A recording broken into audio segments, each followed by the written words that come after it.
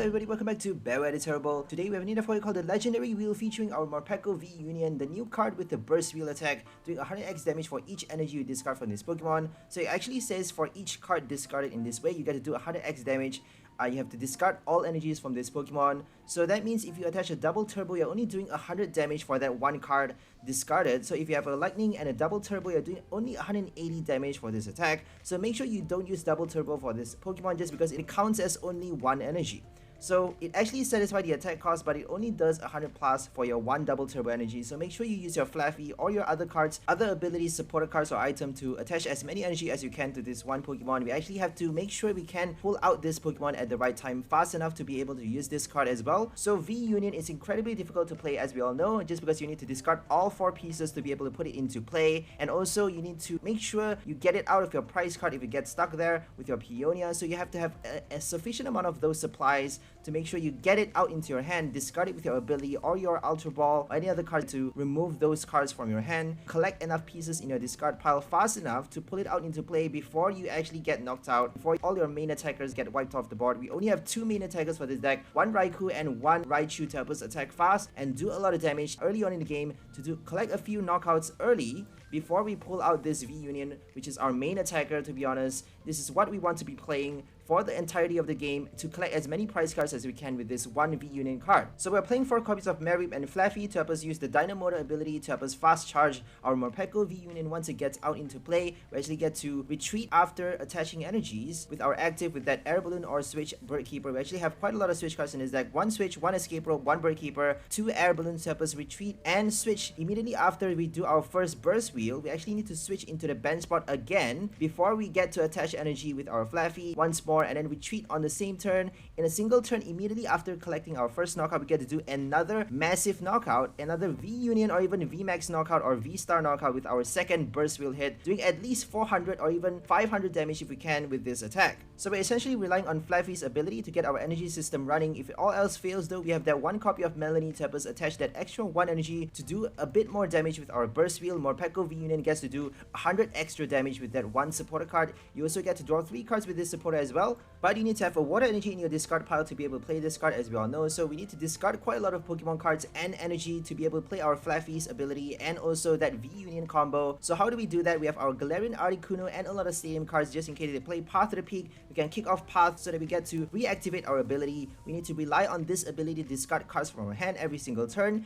If we can discard without 𝘿𝓚𝓚, don't bench it because we actually have to waste 2 prize if our opponent boss knock it out. So if you can afford to, don't bench that 𝘿𝓚𝓚. So that's why we are only playing 1 copy of this card in this deck, just because we have a lot of item card to help us discard as well. So we got 4 Ultra Balls, 2 Quick Ball, our supporter cards to discard, and also 2 Aurora Energy to help us remove energy cards from our hand. So we got to attach with our Flaaffy and Melanie to help us attach more energy cards to do Burst Wheel for more damage. Also, we need to discard those pieces to start with before we can even pull this card out. So that's the big challenge. We need to play Peonia at just the right time. If we have too many pieces in the prize card, we actually need to collect those prizes.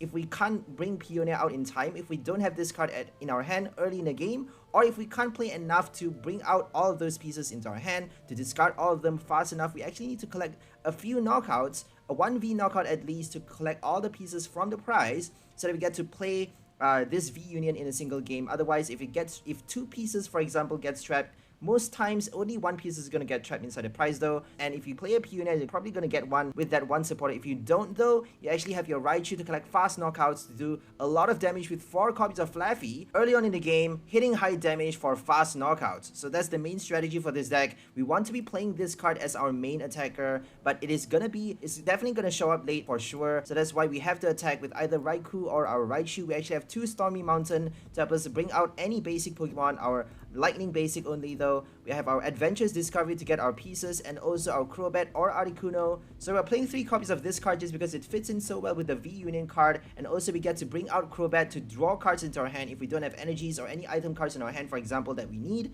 we actually get to draw them out and then play our energies, attach and attack in a single turn, not only to discard but also to do other things as well with that 1 Adventures Discovery. So that's why we are playing 1 copy for this deck. Dark Asset for the extra draw. We also have 1 Familiar Bell to get our extra pieces out, to discard fast, to summon our V Union, and also to summon our Flaaffy if they knock it out fast early on in game. We actually get to summon extra copies of this same discarded Pokemon into our hand and evolve. We only have 4 Ultra Ball to evolve, unfortunately, for this deck, just because we have no space for Level Ball. Level Ball only works for your Flaaffy Mary. It doesn't work for any other cards for this deck. So we need a lot of different Pokemon summons to be able to play our V Union in this deck. So that's why we are playing only 4 Ultra Ball, 0 Level Ball, 2 Quick Ball, and 1 Capture to get our basic Pokemons out. Plus that 2 Stormy Mountain and Adventurous Discovery. As for our supporter cards, we have 2 Milo, 4 Research, 1 Zinnia, and also 2 Marnie, plus that 1 Melanie to draw cards and also to discard cards from our hand so that we get to do enough Dynamotor. We get to use the ability enough times to do enough damage with our Raichu and also Morpeko. So this deck is a bit tricky just because we need to think about not only discarding our Morpeko pieces but also our energy cards. We only have 13 energy cards in this deck and a few special energies at that, so it may be quite difficult to discard enough lightning and that water energy to do our Melanie at just the right time. Only 2 copies of water just because we are only playing 1 copy of our Melanie, so we have a lot more lightning for our Flaaffy and that 1 speed energy to help us draw cards as well, and 2 Aurora to help us discard our pieces and our energy cards as well. So we only have a few copies of the basic energy. It may be quite difficult to pull them out in our hand, but we are playing power supporter cards like Research, Marnie, a lot of draws with our Research, Zinnia, and Milo as well. So we don't actually need to worry too much just because we are drawing so many cards out into our hand with our Ultra Ball, with our item cards, and we're using our Stormy Mountain to get our basic Pokemons. We're using our Adventurous Discovery to draw everything out, so we don't really need to worry too much because we are drawing with Articuno and Raikou as well, drawing cards every single turn. So I don't think it's going to be too much of a challenge. Finally, we have 1 copy of Ball Sorter for the extra power play, 3 Peonia to help us get any cards from the prize. If we have anything stuck in the prize, we actually get to bring it out into play. We may have a few Flaaffys stuck there as well. So Peonia is going to help us a lot for this deck just because we need a lot of Flaaffys to either play Raichu or even Morpeko to do Burst Wheel. We can also do Electric Ball for 160, by the way. The other attacks are important to note. So Electric Ball 160 for 3 energy, 1 lightning, 2 colorless, and also all you can eat for 2 colorless energy. Draw cards until you have 10 cards in your hand. It does 0 damage though, so it may not be that powerful, but if you get it early in the game, if you can use your Adventurous Discovery fast to pull out your Morpeko by your second turn, you can actually use 1 Flaaffy to recharge that 1 energy and then attach from your hand to satisfy its attack cost to draw cards until you have 10 cards in your hand and then do more stuff later on your next turn. Plus, we have the standard Union Gain attack to help us collect 2 extra lightning energy from the discard pile for only 1 colorless. So that's all for the deck list. Let's go for gameplay! Okay, let's go for our first game versus a Darkness deck. They got a Cinderace coin. Really cool Cinderace with Pikachu and Eevee. I think it's the Let's Go Pikachu Eevee inspired coin. That's kind of a kids game, but it actually has pretty cool music. Let's Go Pikachu and Eevee. I actually wanted to play that game, but got caught up with TCG. I think the TCG is the most interesting one. I believe it to be the most strategic play of all Pokemon games, but it really is down to your specific type of interest. I prefer to think in this TCG form because it's very, it's kind of a puzzle that you have to solve. It's kind of like a quiz, and if you get to build a good deck from a useless card, essentially you're basically solving a very complex puzzle, right? Something like an Indeedee or a Infernape, something like that. I'm not bragging or anything, but it's actually very fun to solve different puzzles every single day. So I'm quite happy to be doing this job, to be honest. But anyways, we're up against Gengar. So Gengar VMAX with Stonjourner. Gengar to do a VMAX higher output damage, and then Stonjourner to hit Decidueye, I suppose, Altaria. Or for that extra different type, if they play Arceus, or if they didn't get their Dunsparce, if they play the a twin deck, a mirror deck, Gengar versus Gengar, then you get to hit for that double damage against the VMAX. With your single strike, you just need 2 single strike to do 160, and that's enough to kill Gengar VMAX. Or an Eternatus if they have 2 damage counters. I don't think Eternatus is gonna place damage counter on itself, so you actually need a little bit more to kill Eternatus, but I think they may play a Choice Belt for this deck. Choice Belt for Gengar is kind of common, I suppose, but Choice Belt for Stonjourner is gonna do a lot against a poison deck. So we got our Raikou, we got 1 Flaaffy in play. That's actually quite fast already. We got 2 Flaaffys.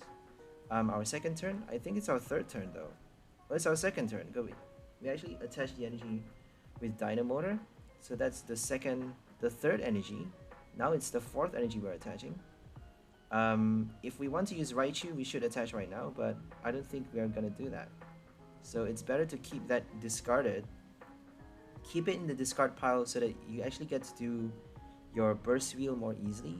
Preparing for Raichu is not that smart because you may have it in the prize card.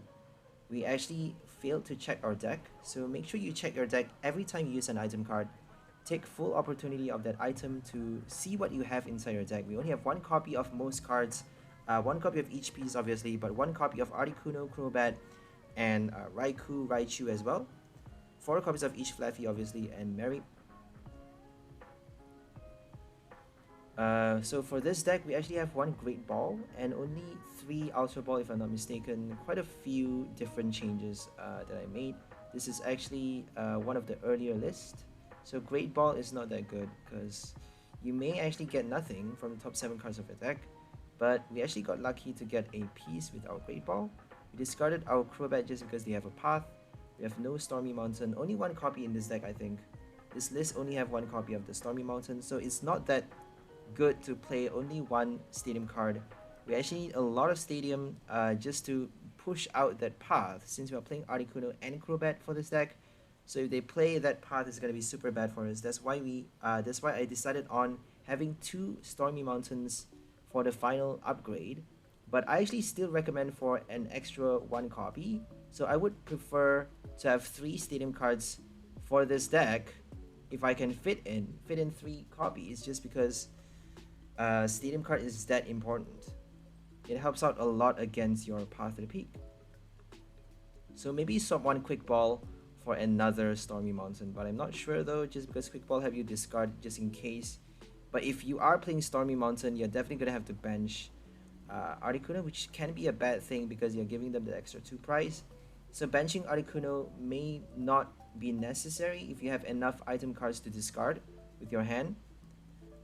We don't actually need to play that V card and give them extra, free 2 prize.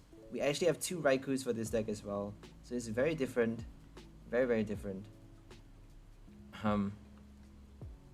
We decided on only 1 copy of each of the attackers, just because for the final list, just because it works really well. We just need one or the other to attack, for the first few hits, and then collect the knockout with your burst wheel later on. If you can hit twice with your Raikou knockout, then that's great. If you can't, we have your Raichu.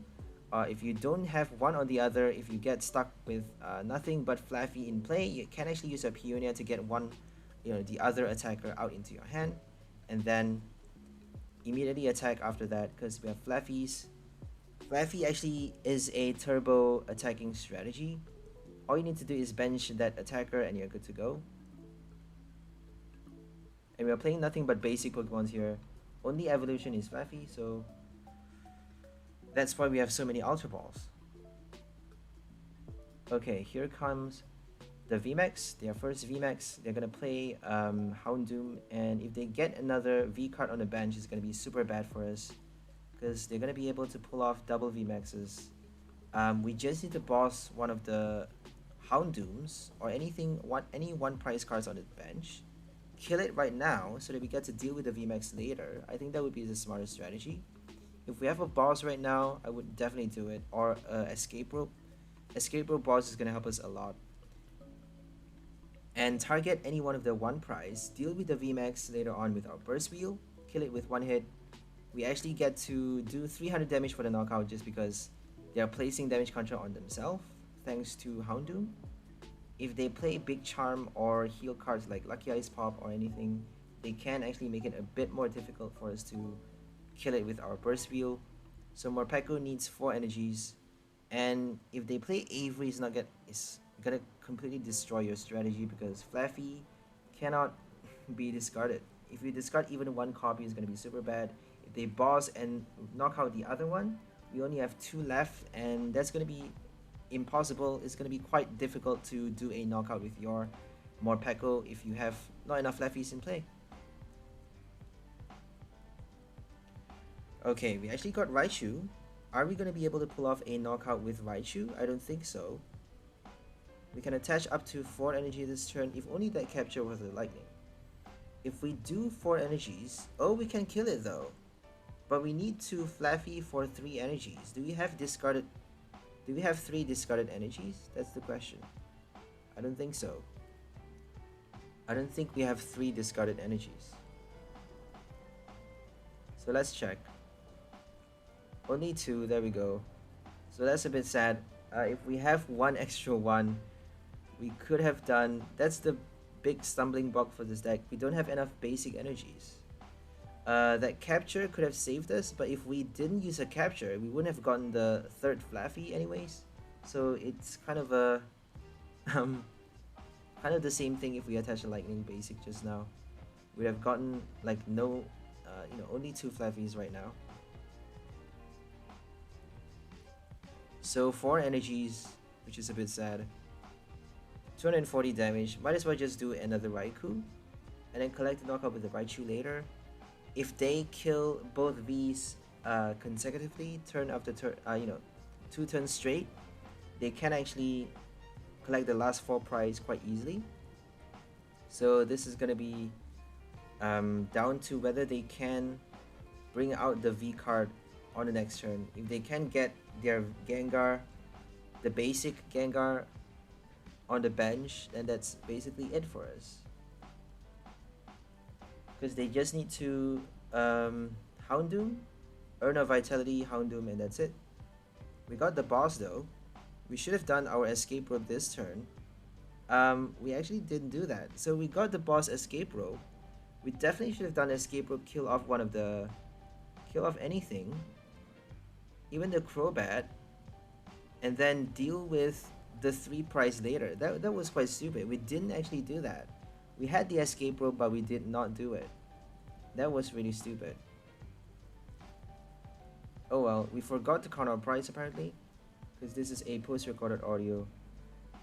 So when I'm narrating, I actually realized that we could do our 1 or 2 prize draws this turn, and then collect the last prizes with our Morpeko late stage in the game. In the final countdown, do burst wheel for the final prize. So they actually benched it. This is gonna be super bad. It's down to whether they're gonna get the Earn Vitality. If they have supporter cards in their hand, they're gonna get it quite easily, I suppose. Bruno, Cynthia, or even a Research. Research is gonna be better, obviously. Marnie is gonna help even. They don't need a lot of draws to get their Earn. Evolution, Earn of Vitality, those are the 2 cards that they need. Not a lot. They actually wasted the boss though. That was quite stupid. And they did not do a knockout. So they used their single strike Roar on the bench Gengar, which actually is quite silly if you ask me. They don't have, I suppose they don't have a Research or a Marnie. So they don't have any means of drawing on the next turn, I suppose. That's why they attached the bench, preparing it for the attack on the next turn. But Panic Fear actually doesn't do enough damage to kill us. So we actually got to do another strike with Raichu before it gets killed. And we got our Morpeko this turn. That is crazy though.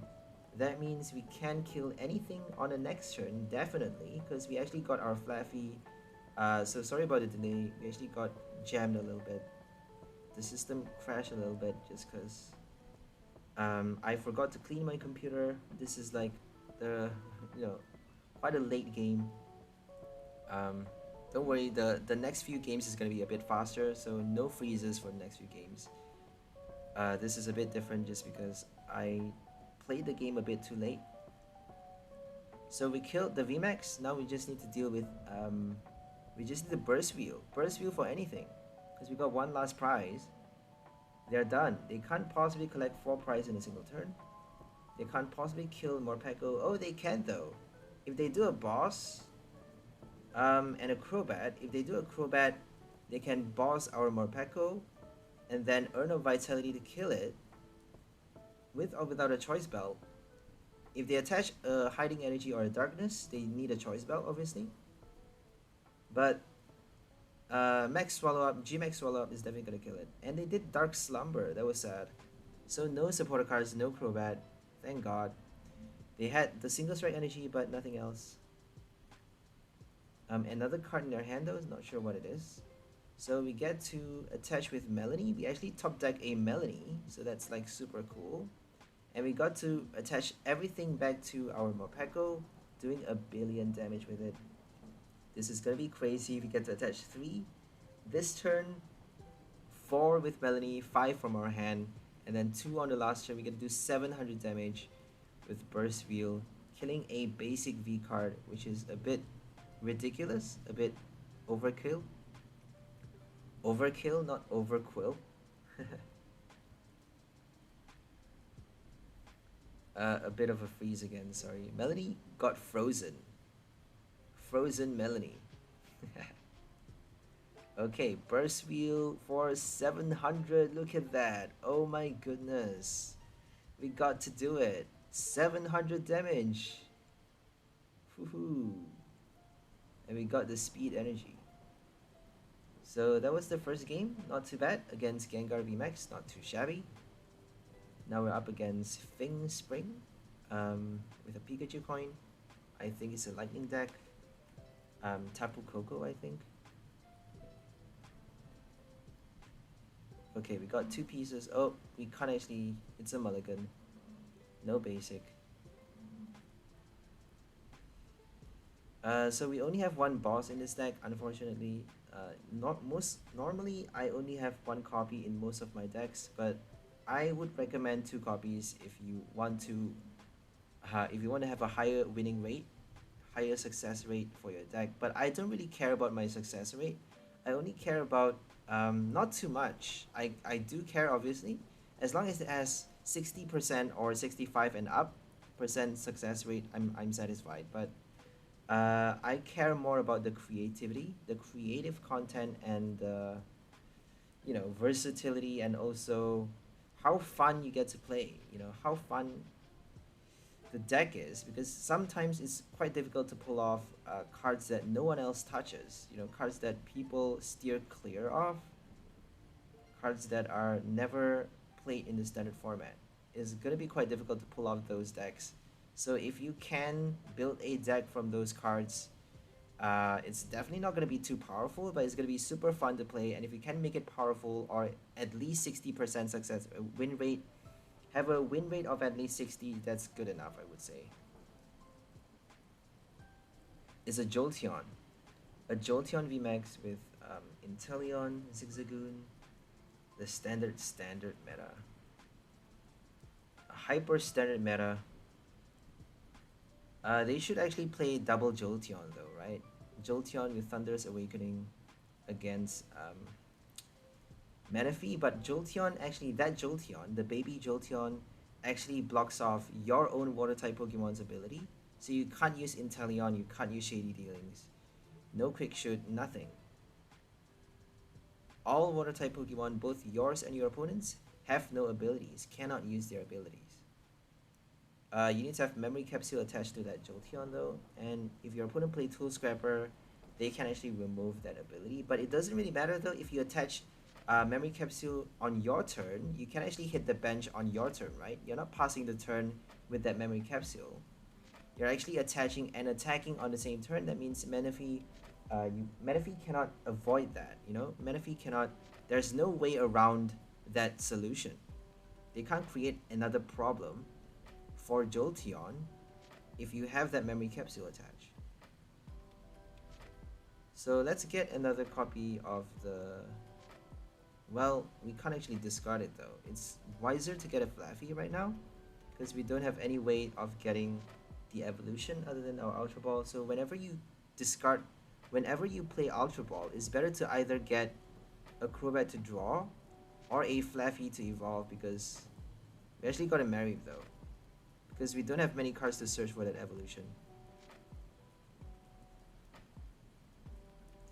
Familiar Bell actually works for Flaaffy if you have one knocked out, or if you discard it with a research, but it's better not to get it knocked out. It's better not to have any discarded Flaaffys, just because we need all copies in play in order to do enough damage with Burst Wheel. And also in preparation for Avery or anything like a boss knockout, it's better to, you know, not discard any if you can help it. So we actually did Peonia for no copies from the prize. I think we have one stuck in the prize, that's why we did a Peonia instead of the Marnie. We checked our deck just now, but I actually didn't look at it while I was narrating. While I was playing the game, definitely I checked. But the audio is actually separated from the recording, the gameplay recording, just so I got to focus more. So while you're playing the game, you cannot afford to talk or narrate the situation, or, you know, tell your viewers what's going on, or like, while you're playing the game is very different, right? Playing and narrating at the same time, it doesn't work, because your focus is going to be all over the place. You have to, like, you have to focus, you have to use everything, use all of your power to be able, all of your brain power, your physical power, your psychic, your everything. Use all of your resources to be able to win the game. Otherwise, if you spend your energies on any other aspects, on any other field other than the game, in any other dimension, then you're not gonna win the game. You're gonna crash and burn, because there's so many different things to consider, so many different decisions you get to make, so many different options, and so little time. If you do a few things, if you play, you know, a very slow game, your opponent is going to concede because they don't want to play against you. I've played that a few times before. A few games where I decided to, like, you know what, let's just go super slow so that we don't make any mistake at all. And then my opponent just decided to, you know what, you're playing too slow, I don't want to play against you. So you don't have that much time to spare. You can't afford to play too slow, but you can't afford to play too fast either. You don't want to make rash decisions. So this game is quite difficult just because of that. We got nothing but supporter cards, but oh well. We got an Ultra Ball, but no pieces. I think we need to draw the prize to get our other copies out. So we got a Flaaffy. We actually need to do a Flaaffy. We could kill the Jolteon right now. We have no choice but to discard. We got an energy discarded though, so we have no choice but to get a Flaaffy switch to the Raichu, so that we get to draw out our Morpeko, and then summon it later to kill the second VMAX. So Raichu is going to be our ticket here. It's going to be our free ticket. We actually attached just now. I was checking the sidebar, the what's it called, the log of the game log, to check whether I've attached an energy from my hand. I think I did to Raikou, but now we actually need another energy on Raichu, which is fine, just because we have the Ultra Ball for our first Flaaffy. We got one from Evolving Skies as well, the golden one. So we're gonna get the gold one and evolve the damaged one, which is actually quite, I don't know, questionable, because we should be evolving the one without the damage counters, forcing them to pull out a Inteleon. If they don't pull out the Inteleon, the other Flaaffy, you know, the first Flaaffy is gonna survive a bit longer, right? Because we're actually giving them a free knockout on the bench the next turn. But we are actually kind of cheekily forcing them to decide whether to kill the Raikou or the Flaaffy if they don't do a boss. If they do a boss with the Shady Dealings, if they play an Inteleon Shady, I'm gonna flip out because they can do a lot with that card. So we're gonna draw all the three different ones. I always go for 1-3-5 for my Peonia, and then 2-4-6 for the other one. We have to draw the other one so that so as to get the final piece out. We actually got the 6th card, the 6th position, the final position for the V Union piece, which is quite annoying. But we got it. That means we get to play it on the next turn. And whatever they kill, we got one Flaaffy left. Well, they can actually boss the Flaaffy though. If they boss the Mary, they can kill both the Flaaffy, then we're gonna be completely screwed. So that's their ticket, right? That's their ticket, is to boss the Mary. Okay, they killed the Flaaffy, that's fine. So that means we need to do a union gain. I think it's better to do a union gain, or they can actually kill us though. They actually got 4 prize by killing the Raichu and the Raikou, so this is quite risky right now. If they can pull off a boss on the next turn, we have to definitely have to switch right now. We have no choice but to retreat or switch. But getting a boss on the next turn is going to help them a lot, because they just need 4 prize, 2 V knockouts to win the game. So Raichu is down to 100 HP remaining, same goes for Raikou, and we can't avoid the knockout. So we're gonna do our Ultra Ball and then discard the boss. I don't think we need a boss. We're gonna do the discard with our research and then attach with our we can't use Aurora Energy just yet, not just yet.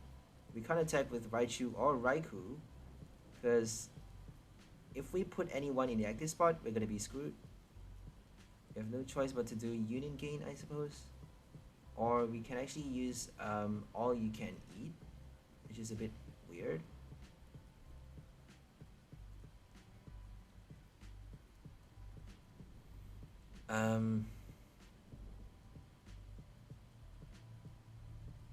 This is gonna be quite tricky.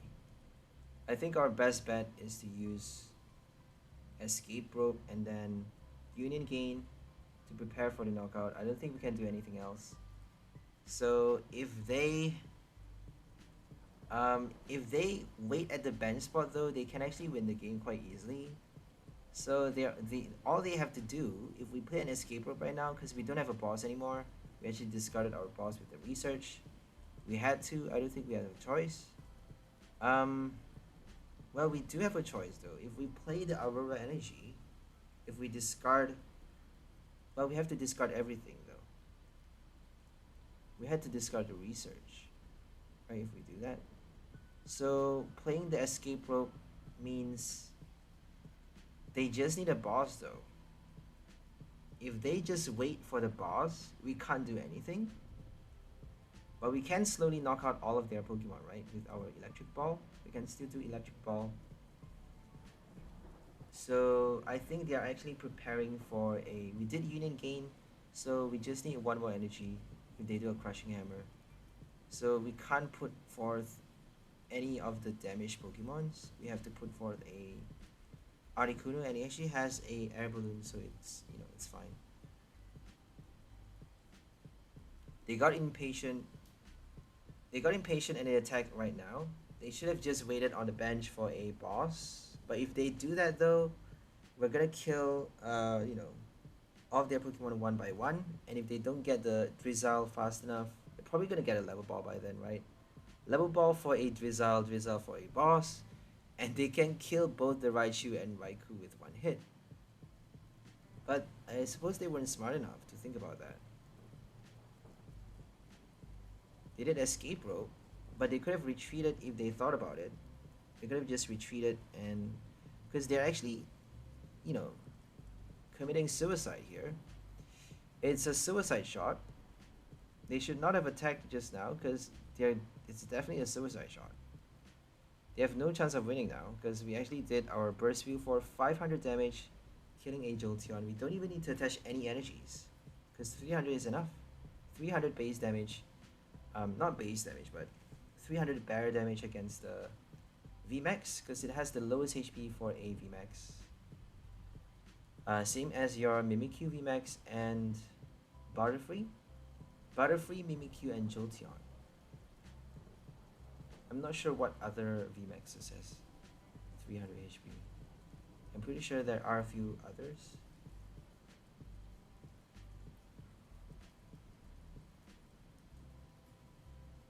Okay, we got Merit, we got our Adventurous Discovery, Quick Ball. This is actually quite a lovely hand. It is a really good hand if they don't play a Marnie. If we go second though, that would be like super grand.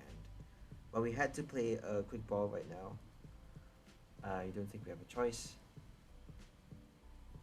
So always check your deck. I actually failed to check how many pieces I have. but we're gonna play Adventure anyway on the next turn. So we can check later. Unless if they pull a Marnie. So never take things too lightly. If you play an item, always check everything. Don't, you know, they have to play a Premonition, Acerola. So if they play Acerola, they can't do a boss, they can't do a Marnie. So this is actually looking really good for us. That means we get to keep our hand most turns. Not this turn, not necessarily on this turn, just because they can't attack with the VMAX. It's actually a big mistake to waste that supporter card early if you're playing a Mimikyu VMAX deck. Because you only get to do extra damage counter, place extra damage counter if you play that supporter card from your hand. You can play 𝘿𝙚𝙠 to retrieve it though. Or your Palpad, Lucky Match, Chatot. So they're playing Bibarel apparently. Bibarel with Rapidash and Mimikyu VMAX. We actually got a Peonia for the next turn if we got a few stuck in the price. We're gonna get one of each. We got all 4 pieces in the inside the deck, so we don't need to use a Peonia. We actually decided to get 2 pieces because we can Crobat. We can do a Crobat with our Ultra Ball. We may do Ultra Ball for a second piece. Or a Raikou. I don't know what to do here. I think the best route is to get a Crobat, because we got Adventure for the next turn, but we may not need to use it though. We haven't used Reconstitute, so let's just might as well do Reconstitute. Discard the Peonia. I don't think we need it.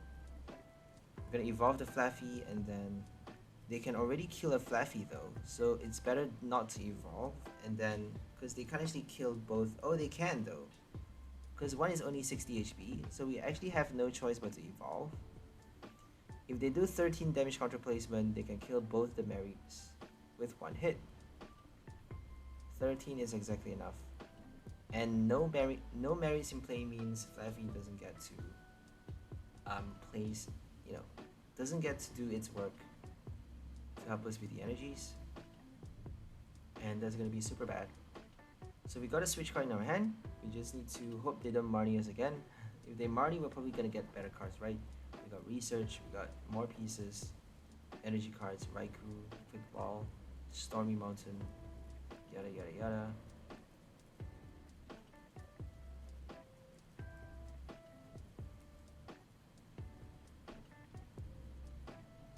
I think they need Lumineon to get the Acerola, or Drizzile to get the Acerola. Shady dealings for your supporter. They actually discarded another Acerola. That's weird. They chose to discard another supporter card. And oh, they did a Palpad. I see. So that's why. Because they wanted to draw more cards with the barrel. Industrious Incisors.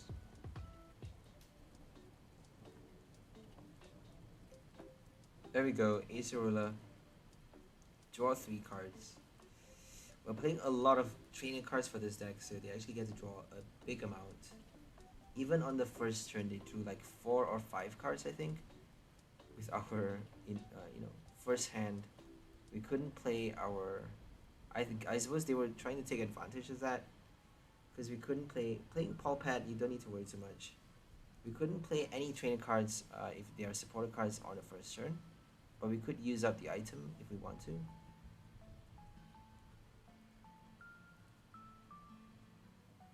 Okay, here comes a Flaaffy knockout. It's gonna be super bad.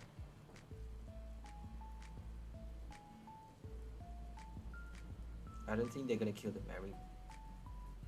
It's better to kill the Flaaffy, right? Yep.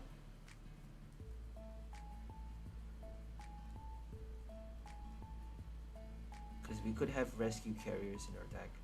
And if you carrier, having a basic is better than having,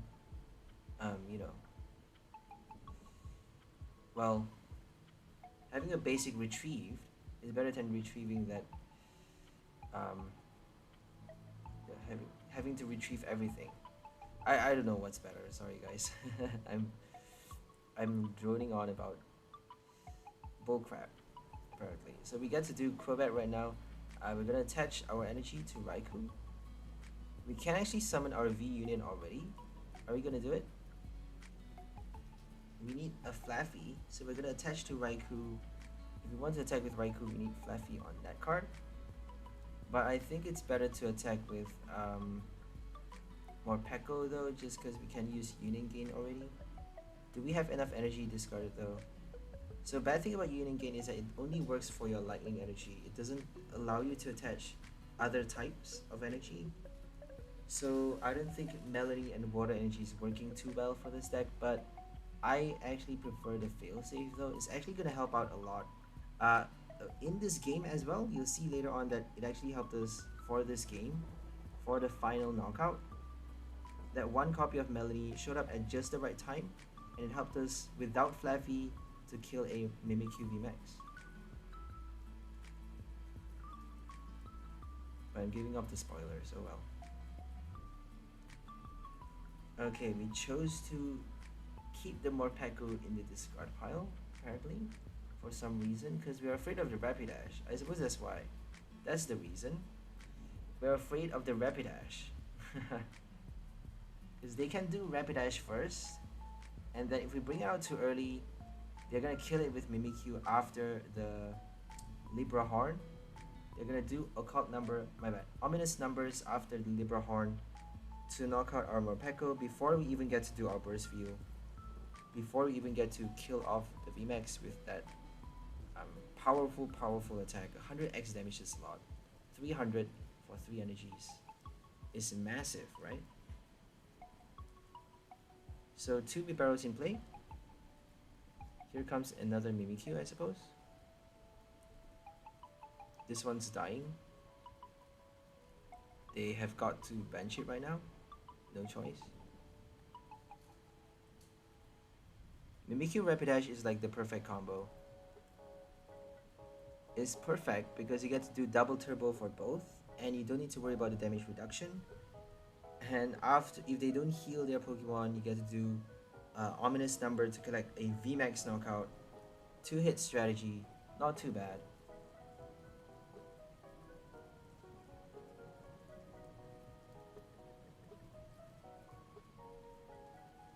Because you're not hitting with 2 VMAXs, right? You're hitting with a V card, a basic V, and a VMAX.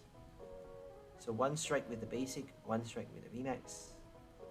Rather than, you know, normal VMAX decks, you would need to strike twice with 2 VMAXs to kill your opponent's VMAX. So they killed off both the Flaaffy. Now we have nothing on the bench. This is horrible. We have no choice but to bring out the Morpeko this turn so that we get to attach right now. If we don't get our... I don't think we get to play our Bird Keeper this turn, sadly. We need to draw cards, so we need to play our Lightning Energy, Speed Energy to draw. If we attach from this turn, we may actually get enough energy for the final knockout. We got a Boss Order. We got an Escape Rope, so we can actually do Bird Keeper Escape Rope. But we already got the knockout here. If we do Escape Rope, they're gonna switch to something else. So we got the boss though. But we should be saving our boss. We should be saving our switch cards as well. I don't know what to do, honestly. I don't know what's the best route. I think the best bet is to not play the Bird Keeper and then attack, kill off the VMAX, kill off the active right now while we can, and then just collect the final 3 prize with a burst wheel against the VMAX. I don't think Escape Rope is that helpful for this game. So we got our Melody. We can actually do a knockout on the next turn if they don't use a Marnie. If they want to place damage counter, they should be playing Rapidash, right? And they chose not to use Rapidash, so here comes... If they do Rapidash, we got a boss, but we don't actually have any Flaaffys, so not enough energy even with the boss. So we had to do Melody on the next turn. Playing a Rapidash could have helped them a lot, I mean... Because we don't even have enough energy on Morpeko. If they kill the V Union, that's it, right? They just need to Rapidash for that 10 damage counters remaining, and then ominous number to finish it off. I'm repeating that a lot of times. I just realized that. Sorry. But it's like the done deal, right? If they do that, it's a done deal. I don't think they have the double turbo though, because they already played 3 copies. I'm pretty sure. They got Acerola though. Drawing so many cards, they should have attached after the draw. Definitely should have played Rapidash, because I'm pretty sure you should be getting the special energy. Since it's a new copy, it's not too difficult to draw it out into your hand. Unless it's their last copy, or if 2 copies stuck in a prize card, then they can't actually do it. Let's hope it's that case, because I don't like winning an easy game. I prefer it to be extra challenging.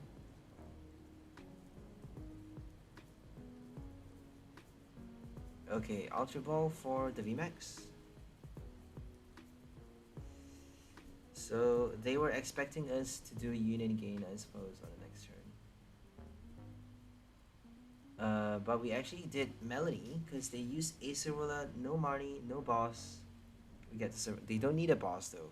They don't need a boss just because they're placing damage counter with both the Pokemons. So Mimikyu places damage counters. Rapidash does the same. I suppose they could be playing Cursla. I've seen people play Medicham with a Mimikyu VMAX, which is so cool. I think that's like the smartest Mimikyu VMAX deck ever. Mimikyu with Rapidash, Cursla V, and also your, what's it called again? Or even the baby Cursla as well. The Fusion Strike Cursla V. Sorry, Fusion Strike Cursla, there's no V. And what's it called? Medicham is really smart, because you get to do double turbo for it as well. And we got the knockout with our Melanie. That's it. It's a done deal. We finish it off with our Burst Wheel, collecting the final 3 prize, and winning against Mimikyu VMAX. That was pretty fun though, because they killed off all the Flaaffy. We got no Flaaffys in play, and Melanie actually saved us. So Melanie, that's why I kept it inside this deck. That's why I have it in the list. On the final upgrade, even though I'm pretty sure it would help out if we don't have any water energy in this deck. But it's actually a fail-safe. You know, if you have no Flaaffys, it's actually gonna rescue your Morpeko, give you a accelerated energy. Instead of using Union Gain, you can do a knockout hit faster without playing that trash attack, because Union Gain is actually quite bad. Passing an entire turn, attaching only 2 energies. If they play Crushing Hammer or Clefable or anything to remove those energies, then you're basically screwed. You're passing the turn, giving it, you know, offering your opponent on a silver platter your V, you know, giving your V Union for the target, which is not good. Ultra Ball to discard special energies. They are playing a Blissey deck. Blissey V for Blissful Blast. And Natural Cure. Let's not forget that super strong ability. So Slowking, the VMAX, and also Whippin' Bell. I think Salazzle Whippin' Bell can still... Salazzle Butterfree, my bad. Salazzle Butterfree can still kill Blissey with 1 hit, because it only recovers on your turn if you attach from your hand. It doesn't recover during the Pokemon checkup, so it doesn't work against Salazzle. Salazzle Whippin' Bell still gets to kill Blissey with 1 hit. Salazzle Butterfree. I keep calling it Whippin' Bell, sorry guys.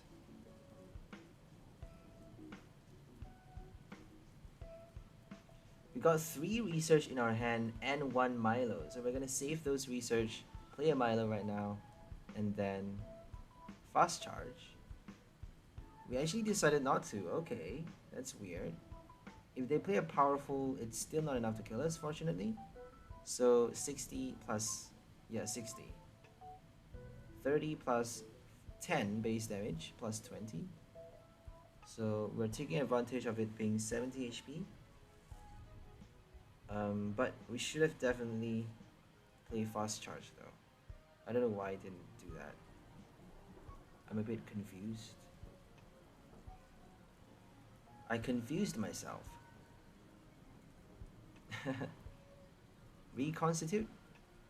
We played a supporter card for only a Raikou and We got the Flaaffy though. That means we get to attack this turn, which is great. Are we gonna play the Morpeko? I don't think so. We actually got to play it already. We actually decided to play it. Wow, okay. Because if you attack with Raichu, it's not even enough. It's not enough to kill off the Blissey. So might as well use the Flaaffy for Morpeko this turn. And then use it a second time on the next turn. Retreat with a Crobat and that's it, right? But I don't think we can retreat the Crobat though. Oh, we can. We actually can because we attach an energy this turn. So we can retreat to the Crobat right now. If they don't kill the Crobat, we can just... They're probably going to kill it, right? They're going to kill something on the next turn. So we don't need to worry about the retreat cost.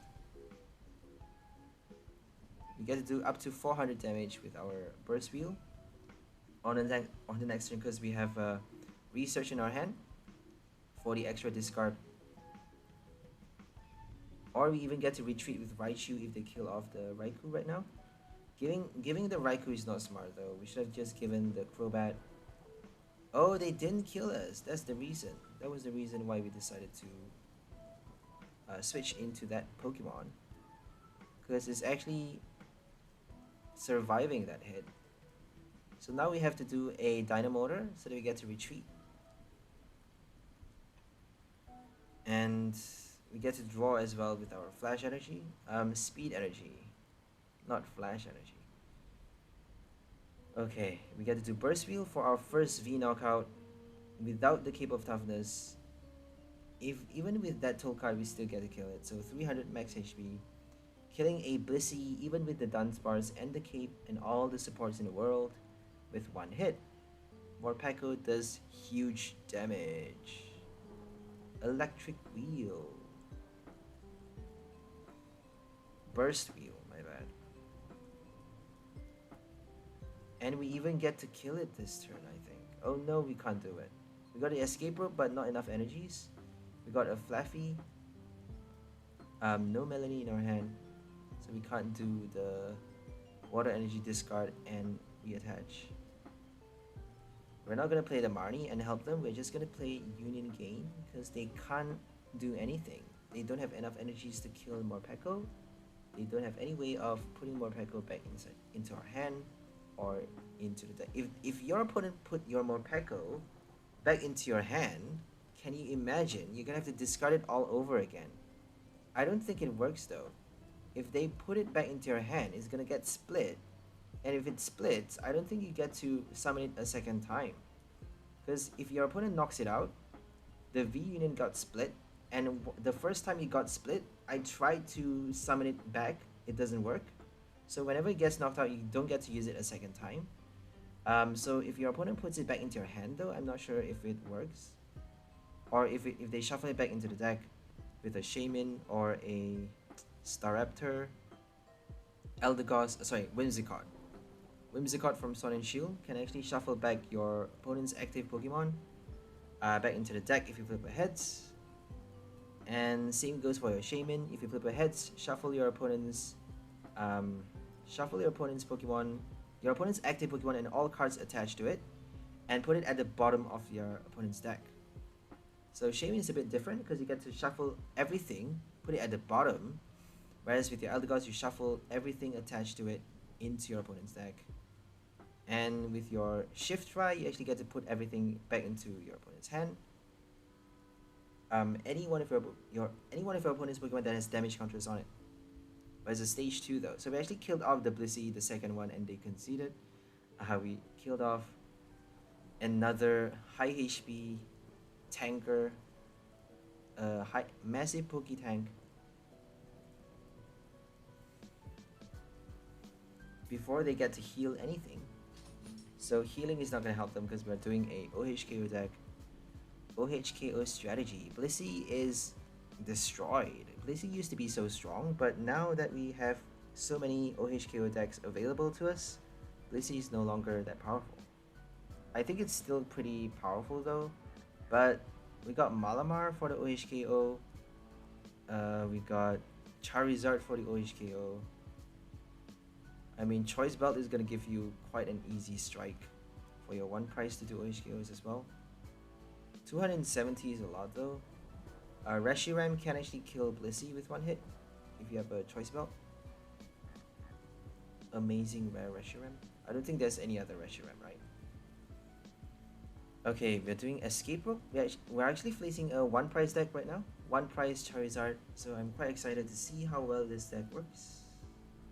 Let's test it out. Fleet Foot for one copy. Adventurous Discovery for the remaining copies, plus that Articuno for the discard. They're playing Magma Basin, so no Path to the Peak. Nothing to worry about. They played a Leon. Yeah, bad hand I suppose.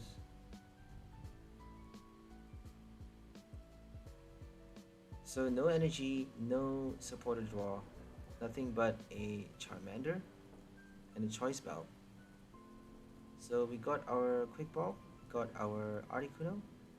We should be getting Married though. We can get Articuno with, yeah, we can get Articuno and the remaining pieces with our Adventurer and the Familiar Bell, but we can't discard it just yet. So let's keep the Familiar Bell for later. So we got all the pieces inside the deck. Peonia is unnecessary. We can discard Peonia if we want to, but it's gonna help us draw different cards into our hand. With our Fleet Foot, we get to swap any cards in our hand that we don't need. We don't need the Adventurous Discovery because we already played our Articuno Crobat, already discarded our V-Unions. We just need to Familiar Bell for the last copy and an Ultra Ball discarded or something. So we can't attack because no energies, but that's fine. We played Adventurous Discovery, no Crobat, already played it as the active I think. So we can't draw anymore. We did one draw, double draw though. We did double draw with Articuno and Fleet Foot. So that's not too bad. But we didn't get the energies because we only have 13 copies. It's not that likely we're gonna get it. We have one capture as well and one other water energy, so we may not be able to get the lightning for the attack that easily, even if we do get an energy. So we got the Ultra Ball, we're gonna discard it right now. We got Articuno for the discard though, we don't need the Ultra Ball, but we're gonna discard the Peonia and then Marnie for more cards. We should attach the Air Balloon to the Articuno or the Flaaffy. Flaaffy. So they're playing Mew to get the Rare Candy, Choice Belt to do extra damage, and Cynthia for Charizard to evolve fast, because Cynthia is gonna help you evolve your bench, your other Charizards after the first one gets knocked out. Bruno as well, obviously. But Cynthia is the new Brilliant Stars Charizard deck, I suppose. The upgrade is Choice Belt, Magma Basin, Cynthia, and that's it. Nothing else. Moltres, probably. Moltres for the extra attacker. Only 90 damage, but it's not too bad. Collect the knockout, right? If you do early damage with your Charizard, you're only doing 250 or even 200 if you are unlucky enough to have a few Leon stuck in your prize or a few Leon stuck at the bottom of your deck. Then you can only do up to 200 damage to start, and then maybe 90 damage with your Moltres to collect a V-Star knockout. So Moltres is not too bad. Kill the Magma Basin. They got no energies though. We got no energies as well, so both players are kind of the same, stuck. We couldn't damage them, they couldn't damage us. They need 2 energies. We got Flaaffy though, so no discarded lightning. No lightning energies in play in our hand or in the discard pile. Everything is stuck inside the deck or in the prize. I don't think we have that many in the prize card though, because we have quite a lot of lightning energies. And Aurora to spare. So Raikou is not going to be able to kill the Charizard. We need to kill it with our Morpeko. We need to discard our lightning energy and then do our first burst wheel for the knockout. Sadly, electric ball is not going to be enough. 160 damage. We have no vitality band, nothing to boost for that 10 extra damage. So we are forced to discard everything to kill off a one price card, which is a bit sad. But they couldn't even attack us just yet, right now. So we got a switch card. We're gonna switch to the air balloon one, and then research for our energies. Discard one lightning, and we get to do Flaaffy. We even get to attach any other energy just because it's only one lightning, two colorless. So we just need one lightning on our next draw, on that 7 draw, and one other any type energy, one other capture maybe, or aurora energy, whatever. Even a water energy would do. So reconstitute for Flaaffy. I think we should be discarding 2 energies just because we're attaching from our hand. Is the same thing, right? Attaching with 2 Flaaffys and attaching 1 from our hand and 1 with the Flaaffy. So that was quite a bit stupid of me. A bit silly to discard my Peonia when I don't have to.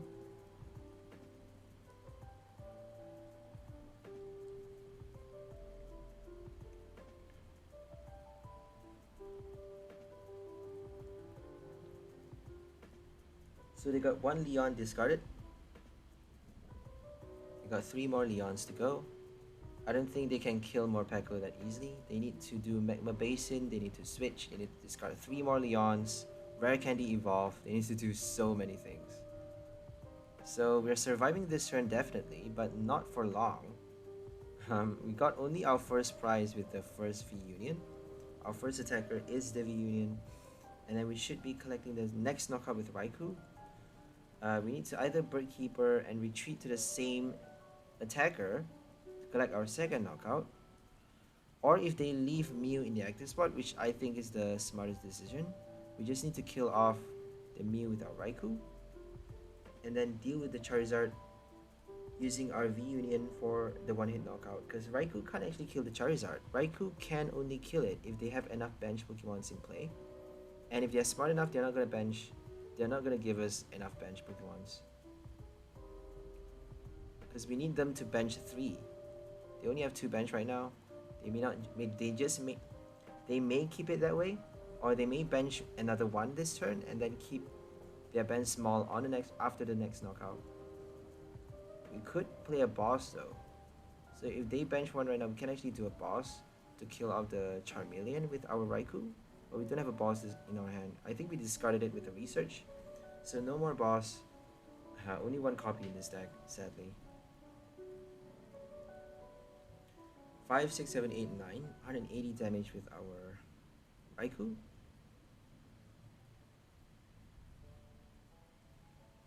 Dynamotor.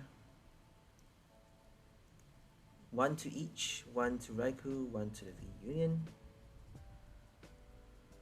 And then attack with Lightning Rondo, Escape Rope. So no more Escape Rope inside the deck as well. A lot of resources discarded, sadly.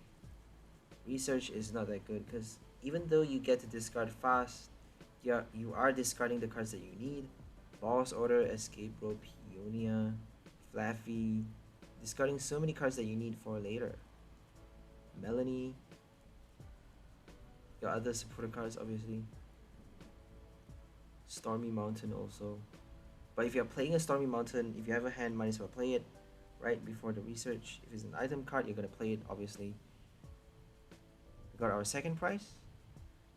Now we're down to 4. We need 4 more knockouts. I think this is gonna be super challenging because they are playing a high damage attacker. They just need to do 3 kills to win the game. We need 4 more kills. So if they got their first Charizard and their second one with the rare candy, we're gonna be completely screwed. If they discard too many of the necessary cards with Battle Sense though, we can hope to win the game quite easily. So it really is down to a gamble. It's down to luck for both players. If they can Battle Sense for the right cards, they're gonna win quite easily. If they can't, they're screwed. Cynthia, oh my goodness, 8 cards, look at that. Cynthia for a Charizard deck, super strong. I did predict it though. Mew gets you a lot of items. I suppose they're playing Pokegear in this deck, maybe. It should be trainer cards, right? But they're making the new cards so weak now. It's so challenging to build a creative deck because there's not much room for it. There's no room for creation. There's no room for creativity to flourish.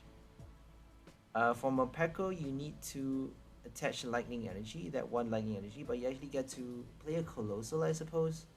A Colossal is a stage 2, so I don't think it's that powerful. You also need 2 other energies, 2 other different types. That means you need a total of 3 different types of energy to play that Colossal. Tar generator for 2 extra energy in a single turn. If you get to pull it off though, you get to recycle 2 extra energy, do 300 damage every single turn with your Morpeko, which is quite insane, but 3 different energies just, it doesn't work. It's not consistent. It doesn't spell a good deck. Stage 2 as well is going to be super clunky. I don't think there's any other way you get to attach energy to the V Union. Union gain, Frostlass, Flaaffy, I suppose a Cryogonal, Element Chain. I don't think that's too smart because you are passing the turn as well. And if you're playing a V Union, you need a lot of trainer cards to be able to pull out that one card. And that means you don't have the space for your energies, and Cryogonal is not going to be able to attach any more than 1 or 2 energies from the top deck, from the top 5 or 6, from the top 6 card of a deck. And you need them to be basic energy as well. That means you can't afford to play Capture, you can't afford to play Aurora energy or Speed energy in your deck. So you need Water energy as well. Water energy cost for your Cryogonal. So Cryogonal could actually work though, just because it's a basic and you have no other, you don't need any other Pokemons, right? You just need your Articuno, Crobat, and Cryogonal. Cryogonal Morpeko could actually work because you get to play your Melanie. You get to play more copies of your Melanie just because you have more water energies inside your deck, and you just need that one lightning energy from your hand, or you can even attach that lightning from your deck with your Element Chain, any basic energy from the top 6 cards of your deck. So Element Chain is quite powerful. Trumbeak charging Trumpet for your burst wheel. Top 3 cards of your deck, if they are basic energies, you get to attach Gardevoir as well, but it's a stage 2 though. Gardevoir is not too good. Peonia actually helps Gardevoir evolve much faster, but I don't think it's going to be that powerful. If you play a Gardevoir, you need psychic energies, but you can play 2 different types. I don't think 2 different types of energy is too bad, because you just need 1 lightning.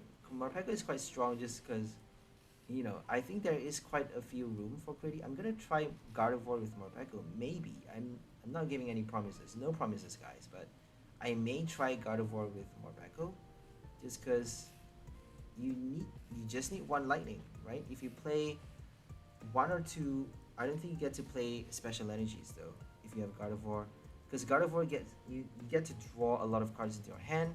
Drawing cards mean you get to discard very easily. You get to discard with your Peonia. You get to draw Peonia into your hand. If you don't have enough pieces inside your deck, you get a Peonia fast. You get to play Adventurous Discovery fast. You get to discard so much earlier. But you need to think about evolving your Gardevoir first though.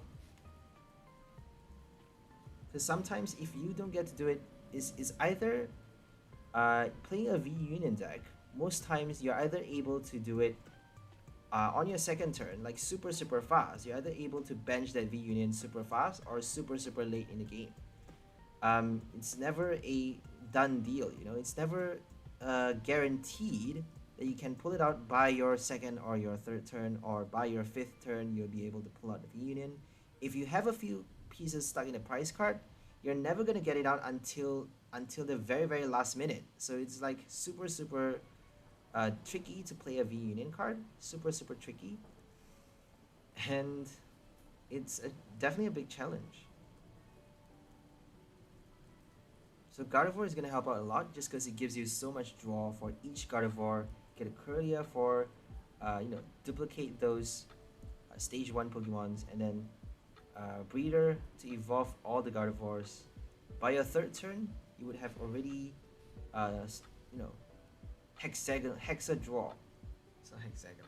Hexa draw on your 6th turn. You get to draw 6 cards in your hand with the ability, and you get to draw with the supporter cards as well, so that's quite insane.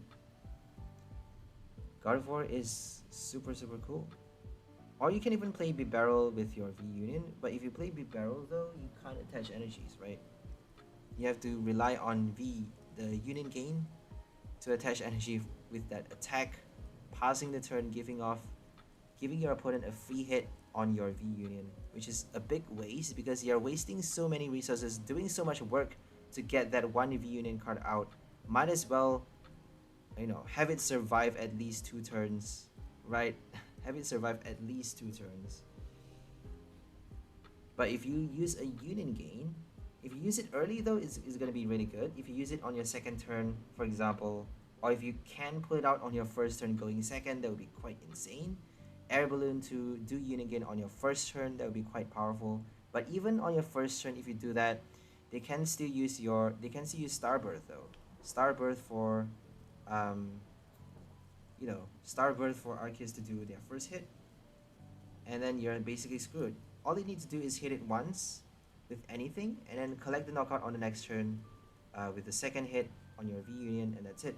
You can't survive more than 2 hits, really. 310 HP is not a lot. So we actually won the game right here just because they have no more rare candies. I failed to realize that. I was actually pretty frustrated because I thought I lost the game.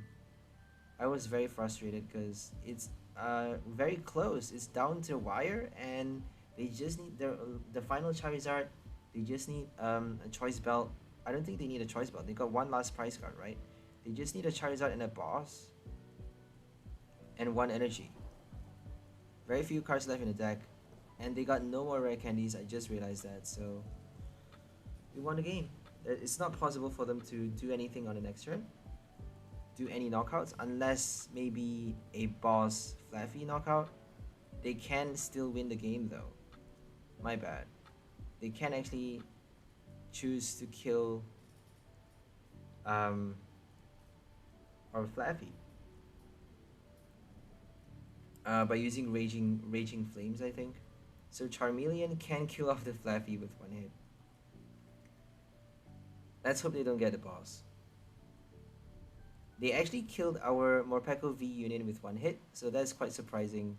But that, I suppose that cost them those rare candies, right? Because they had to battle sense more times to discard those Leons, those extra copies, play the research or something, discard more and more of those support cards to be able to kill our Morpeko with 1 hit. I think that's a big deal. You need either a choice belt or to play a Leon from your hand and have all 4 in the discard pile. So that's a big challenge, and they managed to do it, which is quite a big achievement really for a Charizard deck, because not every Charizard deck is that strong. So they didn't pull off a boss Charmeleon. They need another energy as well, so they actually need 3 pieces, but not a lot though. Not a lot of pieces actually. Just a boss, energy, and Charmeleon, or Evolution Incense level ball. But they actually gave us the final hit. We actually get to do so much damage with our I was actually thinking of using Marnie to deck them out. They are probably gonna play a Rod though at the last minute if they have few cards left in their hand. So that's the smart way of playing a Charizard deck. Don't play any cards from your hand. Prepare for Marnie if you know that you have very few cards left in your deck, because they can actually play a Marnie to basically win the game. Marnie's gonna win the game for them because you have no cards in your deck. That means your opponent, your opponent has more turns. You have no turns left, and you lose the game. So we won by killing a Snorlax with a Raichu for the final strike, doing 420 damage with our Dynamite Spark. Dynamite Spark for 60x damage. We discarded, I think, 7 basic energies, 7 lightning energies. I think it works for speed energy as well, and Aurora energy, fortunately. So any lightning energy, anything that counts as lightning. So if you attach to your Pokemon, Aurora energy is considered as all types. If you attach to any Pokemon, speed energy is considered as a lightning energy. If you don't attach though, I don't know if they're considered as energies at all. I don't know if they are considered even as a colorless energy if you don't attach them to your Pokemon. They are considered as energy though, my bad, because you can actually do Energy Lotto for them. So Energy Lotto is going to be a huge deal. Energy Lotto for the next set being released is going to be a big deal for all of your Rapid Strike combos, Fusion Strike, Rapid Strike, Single Strike, and also Single Strike doesn't need it though, but you get to use Houndoom for it obviously. But you get to do Energy Lotto for Double Turbo, Energy Lotto for your Capture, Speed Energy, Horror Energy, anything. That would be super cool. Twin Energy as well. Twin Energy is going to get rotated out though, which is a bit sad. Twin Energy is a big deal, right? Being rotated out is going to be so bad. One Prize Dex is going to be destroyed. Without Twin Energy, I mean, they should definitely reprint that card on Lost Abyss. They should definitely think about reprinting Twin Energy for Lost Abyss, but they already have the gold version, so I don't think they're gonna put a second, I don't think it's gonna get reprinted anytime soon, but oh well.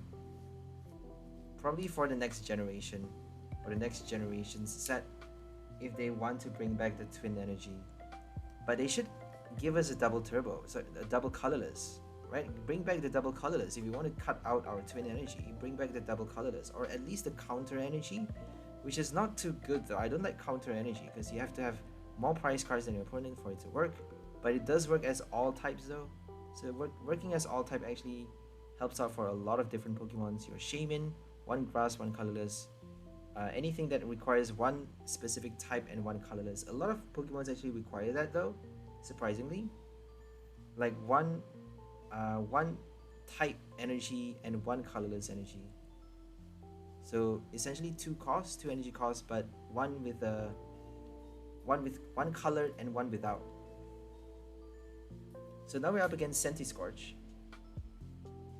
Centiskorch VMAX with Bibarel and Choice Belt, I suppose.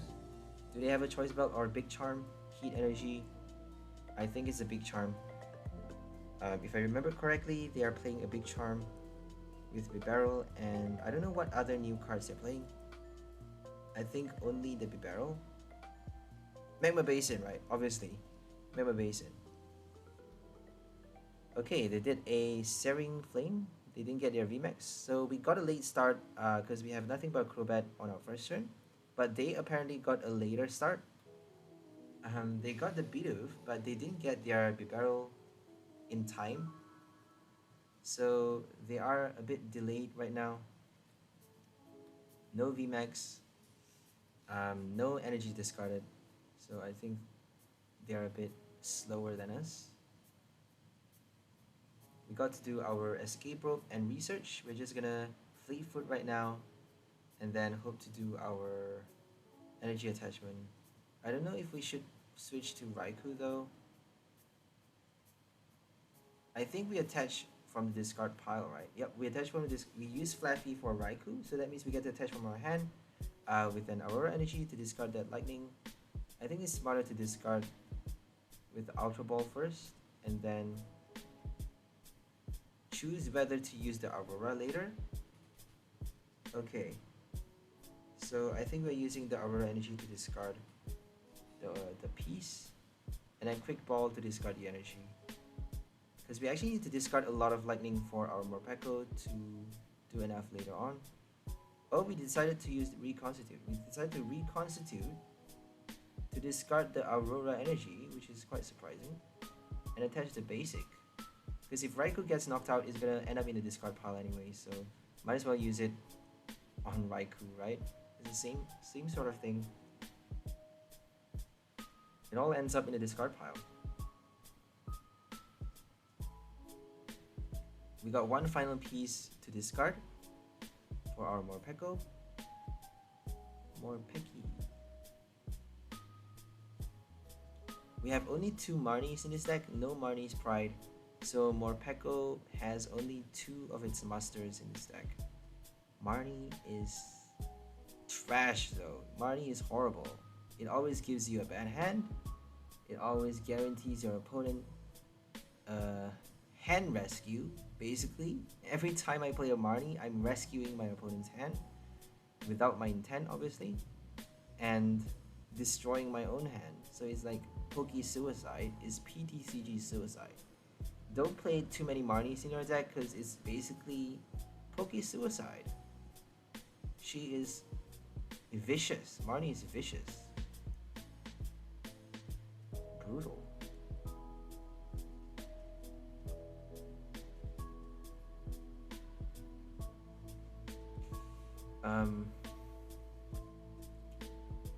We actually killed the first Speedo, so they're getting their second one right now. And the Sandy Scorch is a bit slow, but they got 4 energies as of now. 2 damage counters on it, but I got a big charm later, and we actually need 4 energies on the Morpeko to kill 1 VMAX still, even with that Magma Basin damage counter. So we got our final piece discarded. We actually got a second Raikou for this deck. I'm not sure if we have a Raichu for this list. I don't think we have a Raichu. So it's a bit different, but most of the cards are same. Most of the supporter cards, trainer cards, Pokemon, and energy, most of everything is the same, except for that Raichu, I would say. I want to say.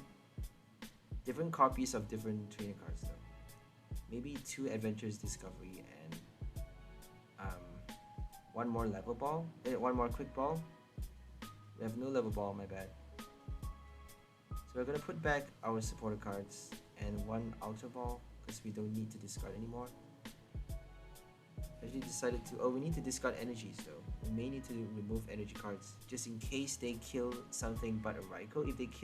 If they boss kill anything but the Raikou, they can actually keep our energies in play, and that means we have no more energy to discard. Not enough energy in the discard pile to do our burst wheel. And we actually decided to attach right now. So sorry for the freeze. It's the internet Wi-Fi issue. Okay. It doesn't happen too often though. Sorry guys. So we got our Milo. Got the Milo back.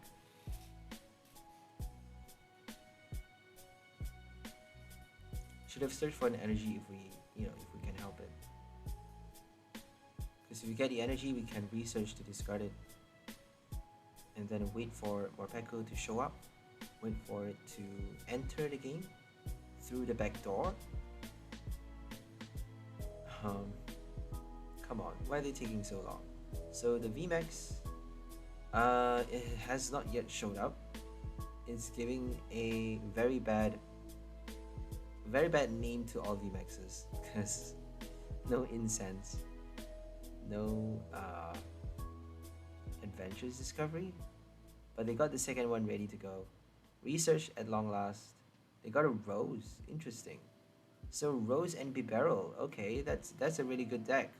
That's really smart because you get to Rose and Magma Basin for up to 4 energy in a single turn, doing at least 200 damage to start, and then more and more and more after that.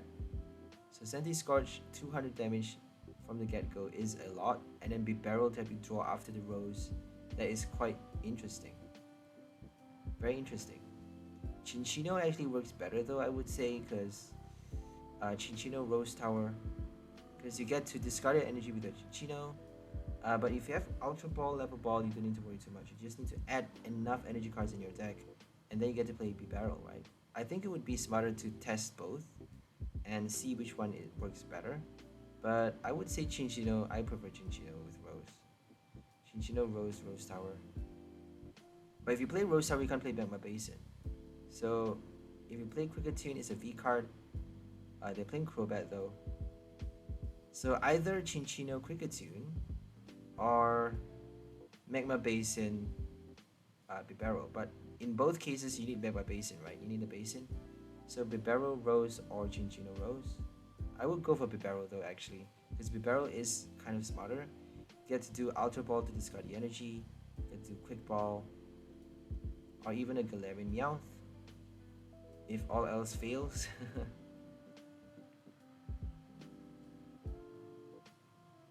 Okay, we got the V Union out. now we get to kill off the VMAX because we got 3 Flaaffys. We got an air balloon. Oh, we don't have an air. We got a bird keeper. So just the right time for Morpeko to show up. It's giving a perfect, precise, the precise timing of entry. Bottom entry, right? Reverse entry rather than top entry. Reverse entry. So we're gonna do Bird Keeper to kill off the VMAX with our Burst Wheel. First hit for the first KO. First hit with our V Union for the second KO actually. My bad. The first VMAX KO. Okay, attach the air balloon. So we need to switch again for the second hit because we don't actually have any other attacker. We better be getting our switch escape rope fast. This is quite scary now. We need switch escape rope. And the only way to get that is with our research apparently. We need to remove all other cards from our deck so that we get to do those switch escape rope strategy. If they boss kill off the Flaaffy, I don't think we can kill the second VMAX. So we need to target one of the bench with our escape rope if they do that. Fingers crossed they don't do a boss. If they do Marnie, they may be helping us. We got a few more research inside the deck, I'm pretty sure. And Milo, probably Marnie. Still inside the deck for us to get those item switches. We just need 2 Flaaffys to kill anything on the bench. I don't think they could evolve the bench Senti-Scorch. I think they benched it this turn. So escape rope is gonna help us win the game. If they bench it on the last turn though, they can actually evolve both the VMAX. So boss Articuno, which is a bit weird. So they got no VMAX. That's sad though. Bibarel got them no VMAX. So that's the bad thing about Bibarel is that if you can't play cards from your hand, you only draw up to 5 as well. If you can't play any cards from your hand, if you have too many supporters and Pokemons in your hand that you can't put into play, that you can't use up, then you actually get stuck with your hand. It's kind of the same as Genesect, but Genesect is better obviously because you get to draw up to 6 cards in your hand with 6 Fusion Strike Pokemon in play. So that's it. We got our switch. They actually gave us a free switch sort of. We just need to switch once, but we already got the air balloon anyways. We just need to switch one if they don't do the boss anyways. So switch after the Flaaffy, and we actually killed off the second Senti-Scorch with the same amount of damage. Burst Wheel for another 400, killing off the second V Fire type, winning against a Fire VMAX deck. Pretty proud of this deck. We actually did quite well with this new V Union special combo. We got Raikou to draw cards with, Raichu to do early knockouts, Flaaffy obviously to attach energy, Adventurous Discovery, Peonia, Articuno, Crobat, the standard V Union combos. This is actually quite standard. The only extra flair, I would say, the only extra ingredient, the secret ingredient is Raikou and Raichu. That's it. And Melanie, right, Melanie. Melanie is the secret ingredient. The unique flavor for this deck. Because most people I know is going to play Flaaffy. They're going to spam Flaaffy and Raichu. Or Raikou probably. Raikou is the smartest though. It's the smartest bet to play a Raikou for your Morpeko. Just because you get to draw with Fleet Foot, you get to attack fast for only 2 energies, you get to do a decent amount of damage, collect the knockup with 2 strikes. So if you hit first, you can actually kill a V Star or VMAX with your Raikou for 2 hits if they don't switch or heal. If they switch, we got 1 boss or 1 escape rope. So it's not too bad. So now we're up against Single Strike Urshifu with Umbreon.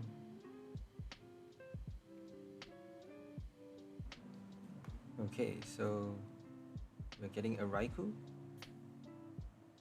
We got a Flaaffy in our hand. We get to discard two 2 more Morpeko pieces right now. We're gonna get another one. Do we have all 4 inside the deck? We need 2 more copies. There we go. So that's the third one. We got another energy discarded. That's great.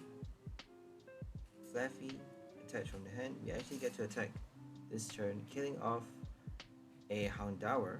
So denying them the 𝘿𝙚𝓬𝓰 is going to be really good, because they can't attack on the next turn unless they pull a Raihan, which I don't think a single strike deck has.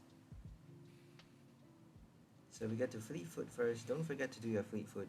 So make sure you draw first before you do your Ultra Ball, supporter card or anything. It's better to do your Fleet Foot first before deciding. Sometimes it's better actually to play your supporter card first before doing the ability, but it actually depends on this specific situation. You never really know what's the best move to play. Like, the sequence really depends on a lot of different criteria, but for most cases it's better to draw first, then decide what to do later. If it's in the bench spot though, it may be better to switch later before you get to draw, or maybe switch first and then draw and then play your supporter card. I don't know. It really depends. Marnie actually kind of destroyed us, because we're gonna have to rely on Crobat to save our hand. If they play Path, they can actually play that Stadium using a single strike deck, but they have Umbreon though. So Umbreon is gonna have no ability if they play the Path to the Peak. So I don't think, because they are actually playing Umbreon, I don't think they have that Stadium. We're gonna get another Mary. Prepare as many copies of our Dynamotor as we can. Draw an extra card. We actually don't need to play Peonia, but it may actually save us. We may get a supporter card from there, or we can actually do our Crobat instead. Do we have a Crobat inside the deck? I'm not sure. We got a Milo. I think we should just use the Milo. So one more piece. I think we're gonna have to keep the Quick Ball. Oh, we decided to do that apparently. We got the Crobat, which is not really too smart because we're benching too many V cards. That means we're giving them the chance to do a Dark Signal to kill off the VMAX. To kill off the 2-price V card. And you know, they just need 3 knockouts. They just need 1 Umbreon VMAX and 1 Boss Order. So it's not too smart to play that Crobat, to be honest, because we already have everything basically. We just need to draw with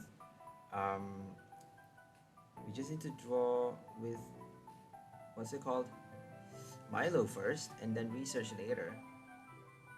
Because it doesn't matter how late we pull out our Morpeko, we're getting it probably on the next turn anyways with a research. So if we had we played a Milo, oh, we may not get the research though, because we actually shuffled our deck with the Quick Ball Surge. So if we played Milo without the Quick Ball, we may not get the research. We may not get anything. So Crobat actually helps you draw a lot. We actually played a supporter card as well. I'm not sure what we played though. I think we played Adventurous Discovery. We actually played that, which is quite silly because they actually did a Marnie. So we didn't use Reconstitute. I think we used it before the Adventurer, so we couldn't discard the last piece, which is a bit sad because now it's all the way back inside the deck.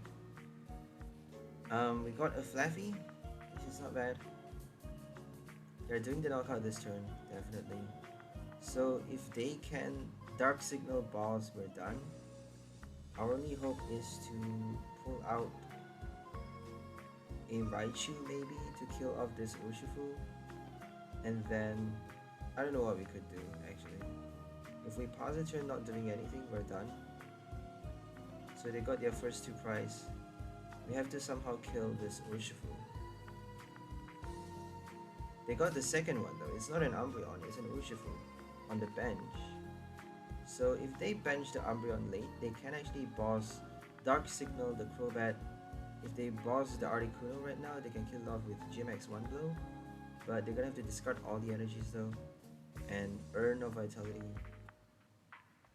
Let's hope they don't get the urn to buy us a few extra turns. I don't think it's too smart to play Raichu because now we are down to 2 prize cards remaining on the opponent's end. Having 2 prize cards left on our opponent's side is not good. That actually leaves them one final boss order to win the game. We're gonna attach the lightning to Raichu and kind of bait them to kill off our active Pokemon so that we don't have to waste our Flaaffy. We're just gonna discard our Merry Flaaffy for the final piece, reconstitute, and prepare for the V Union on the next turn. Finally get to discard everything. 17 cards left in the deck. We drew so many, and we finally got to do it. We're gonna discard the research. It's better to discard the research, I suppose, because Birdkeeper you get to switch. I don't think we can afford to waste our switch cards at all. We only have 3 switch and 2 air balloon, and we need one of each. One of either switch, Birdkeeper, escape rope, and one of air balloon in play to be able to do the Dynamotor and attack in a single turn immediately after our first burst wheel. We're gonna attack again with the second one, doing at least 300 or 400 in this case, 400 damage every single turn. But we need to switch every single turn, which is quite a big difficulty if you don't have enough cards in your deck. If you used up all of your resources, then we don't actually need to hit that many times though. We just need to hit burst wheel twice for 2 VMAX knockouts or 3 times for 3 V-Star knockouts to win the game. If we can bring it out early, we can kill 3 V-Stars. If we bring it out late, we just need to kill 2 or maybe even 1 last V-Star to collect the remaining few prize cards. Because we probably would have done something with our Raichu and Raikou, at least 1 knockout, right? Let's hope. That's the ideal case. So here's where they made a big fat mistake.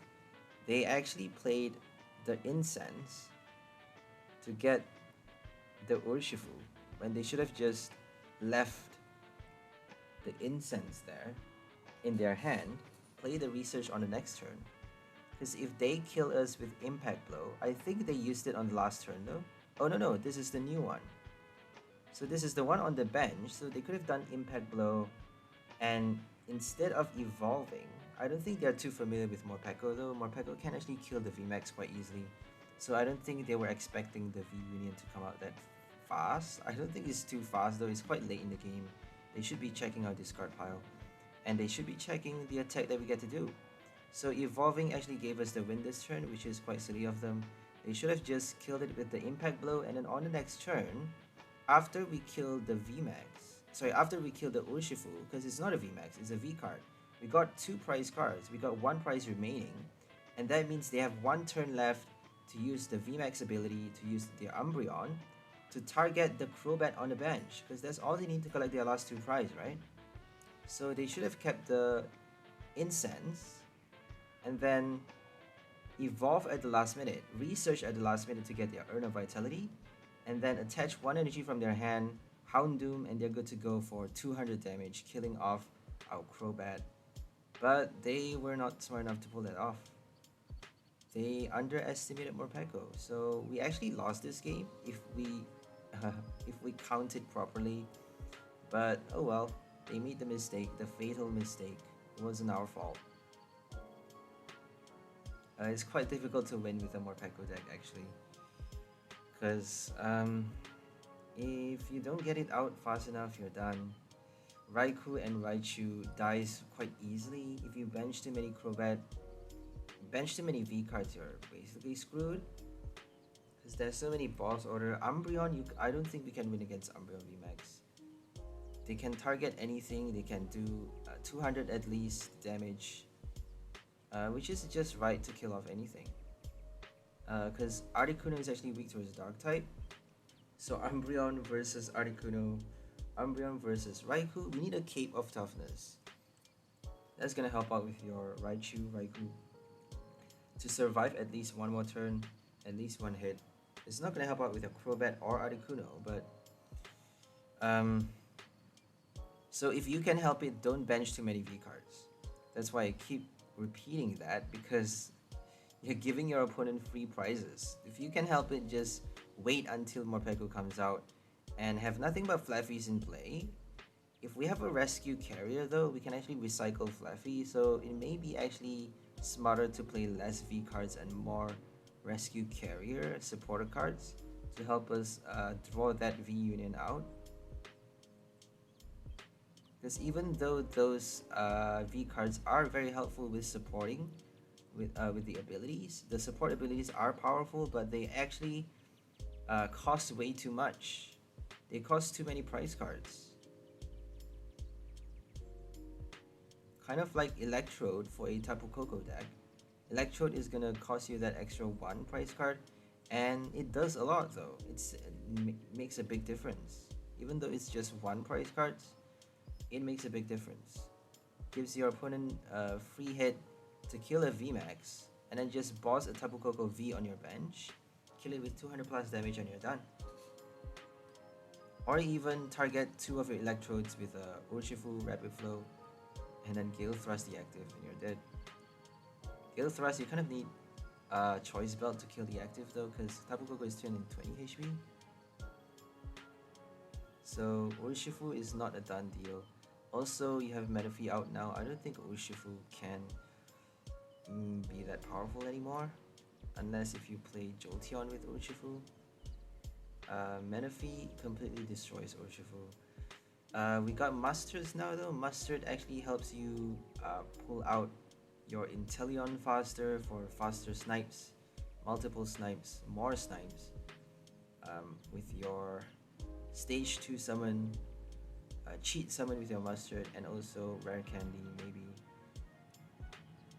So you can't just rely on one route to the stage 2 evolution. You need multiple routes to evolve to summon your Inteleon, so that you get to snipe and kill off the Manaphy, and then give you free hits on the bench, free snipes on the bench with your Urshifu Rapid Flow. Okay, they killed off the Raikou, which is super bad. 200 damage, just nice. With the V card, they didn't even need to evolve. No VMAX. So they're restricting our price cards, which doesn't actually do much, because if we kill the V right now, we just need another VMAX knockout and that's it. So they may actually fare better evolving, but I don't think the evolution can kill us, because it's only doing 180 damage for the VMAX.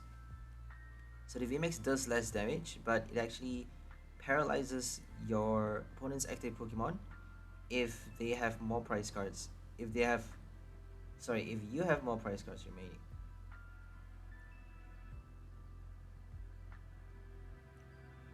So Ultra Ball, we may be able to summon our V Union this turn. I don't think so. We're just gonna get Flaaffy because we have no other means of discarding our hand. Oh, we got Articuno, my bad. Oopsie, did not see that. It's in our active spot, but oh, we can't use the ability. They're playing a Path. We got no Stormy Mountain in our hand, so Path is shutting down Articuno's Reconstitute. We're gonna pass the turn right now. Maybe attach the Air Balloon to our bench, because the active is probably gonna die the next turn. It's not gonna die though, unless they could play a Choice Belt and then evolve, kill us. 210 just nice with the Choice Belt. So let's see what they're gonna do.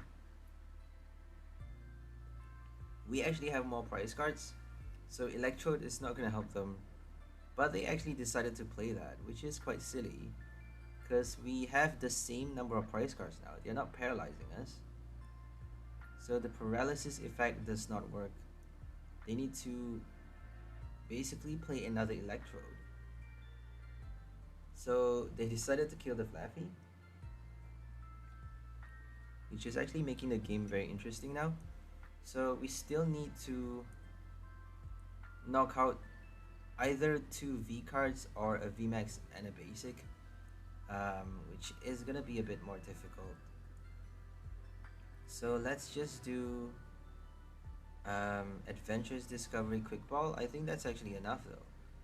If we do Adventurer Quick Ball, we can summon our Morpeko, attach the energy. Oh, we don't have enough energy in the discard pile. So that means we are forced to play a research. We're forced to play a research because we got no energies. We actually need another Flaaffy though. So we got just the right stuff. We discarded an energy with the research. That means we have 2 energies in the discard pile right now. 2 basic lightning energy. So you can only attach basic lightning with your Dynamotor, obviously. We get to discard 1 piece and another energy. We got the Flaaffy already in our hand. That means we get to summon our Morpeko, attach 3 energy from the discard pile. What do you call that? Put on an extra 1 from our hand, a speed energy. That means there's a total of 4 energies to do 400 damage with your burst wheel, killing off a VMAX with 1 hit. So that leaves us 1 final strike to kill off the VMAX, another VMAX or a V or anything off the record to collect our final remaining prize cards for a win. Switch, retreat with Air Balloon. We're gonna keep that Air Balloon in our hand. Use a switch on the next turn. Air Balloon attach if they scrap us. If they Marnie, there's nothing we can do. We're gonna have to research, draw back our switch card. If they Marnie you and you want back the same cards, you're forced to search for the same cards. Always shuffle your deck because that actually allows you to retrieve those cards. You know, it gives you a better chance and also the possibility of getting back the same ones that you need if you need the same cards. Because otherwise it's gonna get stuck at the bottom, right, without shuffling your deck. If you can shuffle with the stadium card, do that. If you are forced to play an item card to shuffle, then well, it's better too. Sometimes you can even use your ability to shuffle your deck. Ability to search for your deck, search for an energy with 𝘿𝙚𝙗, or search for a grass Pokemon with your Grottle. There's so many search abilities right now. Mew, Manaphy, Celebi, search the top 5 cards of your deck, all from Shining Fates. Mew is actually from Celebration though. So we got the switch, we got the Air Balloon already attached on Articuno, so that means they lost the game. They actually finally got to paralyze us, but we got the switch already, so we don't need to worry about anything. If they paralyze us without the switch card, we can't do anything. We had to switch or Bird Keeper or use our Union Gain, and if we are paralyzed, we can't use Union Gain. If we use Union Gain though, we're done because we are passing the turn, not attacking, and we got 150 HP remaining, I think.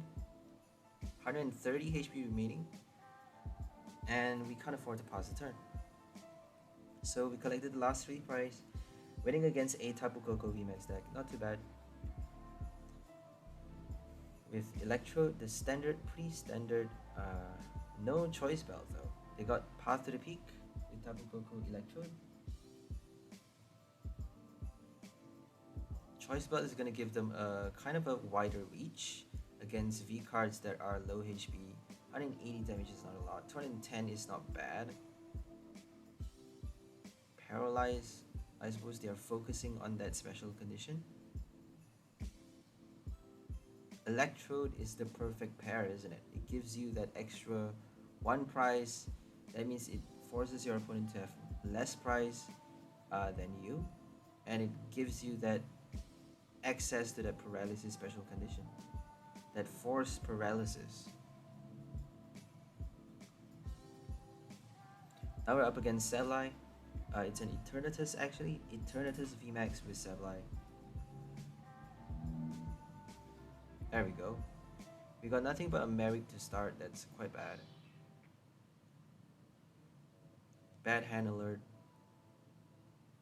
Bad hand.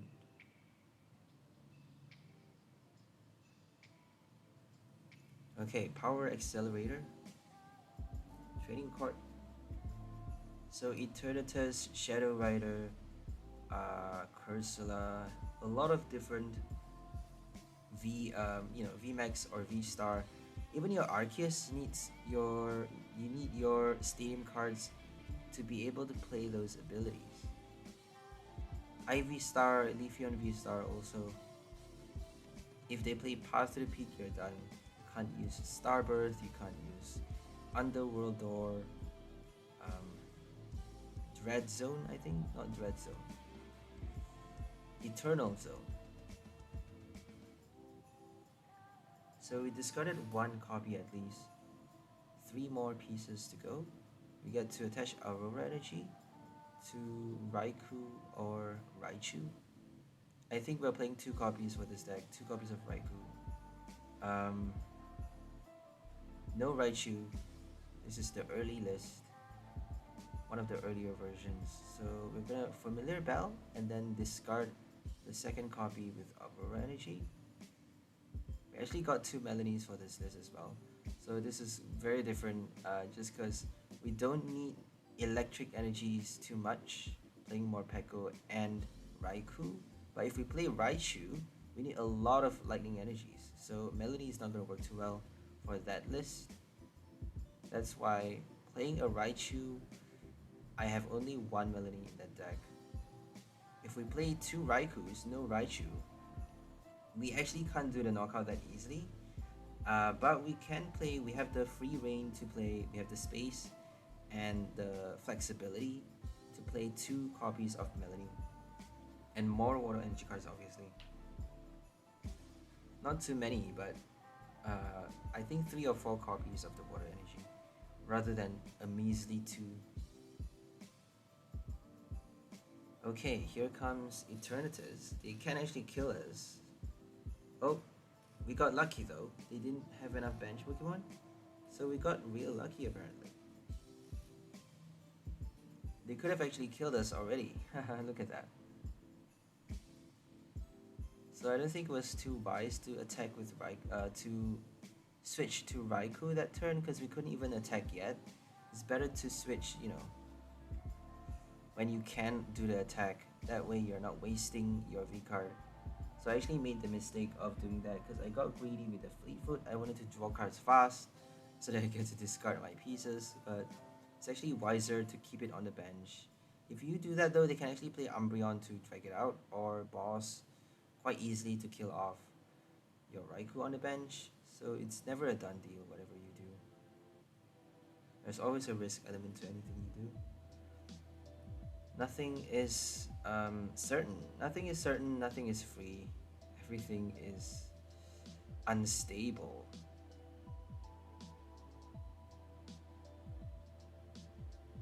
So our first Lightning Rondo does 160 damage. Not too bad. Our second one is gonna do, we just need to bench 1 more, or expect them to bench a lot. They're probably gonna bench another. They don't need to bench that many though for this knockout, but the next one is gonna require a lot more, a bit more bench Pokemons. So let's hope they bench at least 1 more. Then we just need to bench 1 more to kill off this Eternatus, and then we can collect the final VMAX knockout with our next Morpeko V Union.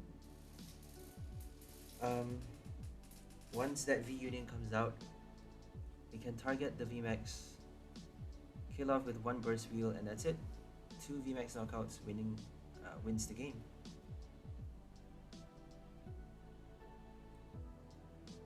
Two Eternatus on the bench, Moltres, Sableye, Crobat, Zigzagoon. Pretty standard, very standard, except for that Sableye. Sableye doesn't actually make much sense. Zigzagoon, Sableye though, I suppose it makes sense. So Moltres Energy Switch.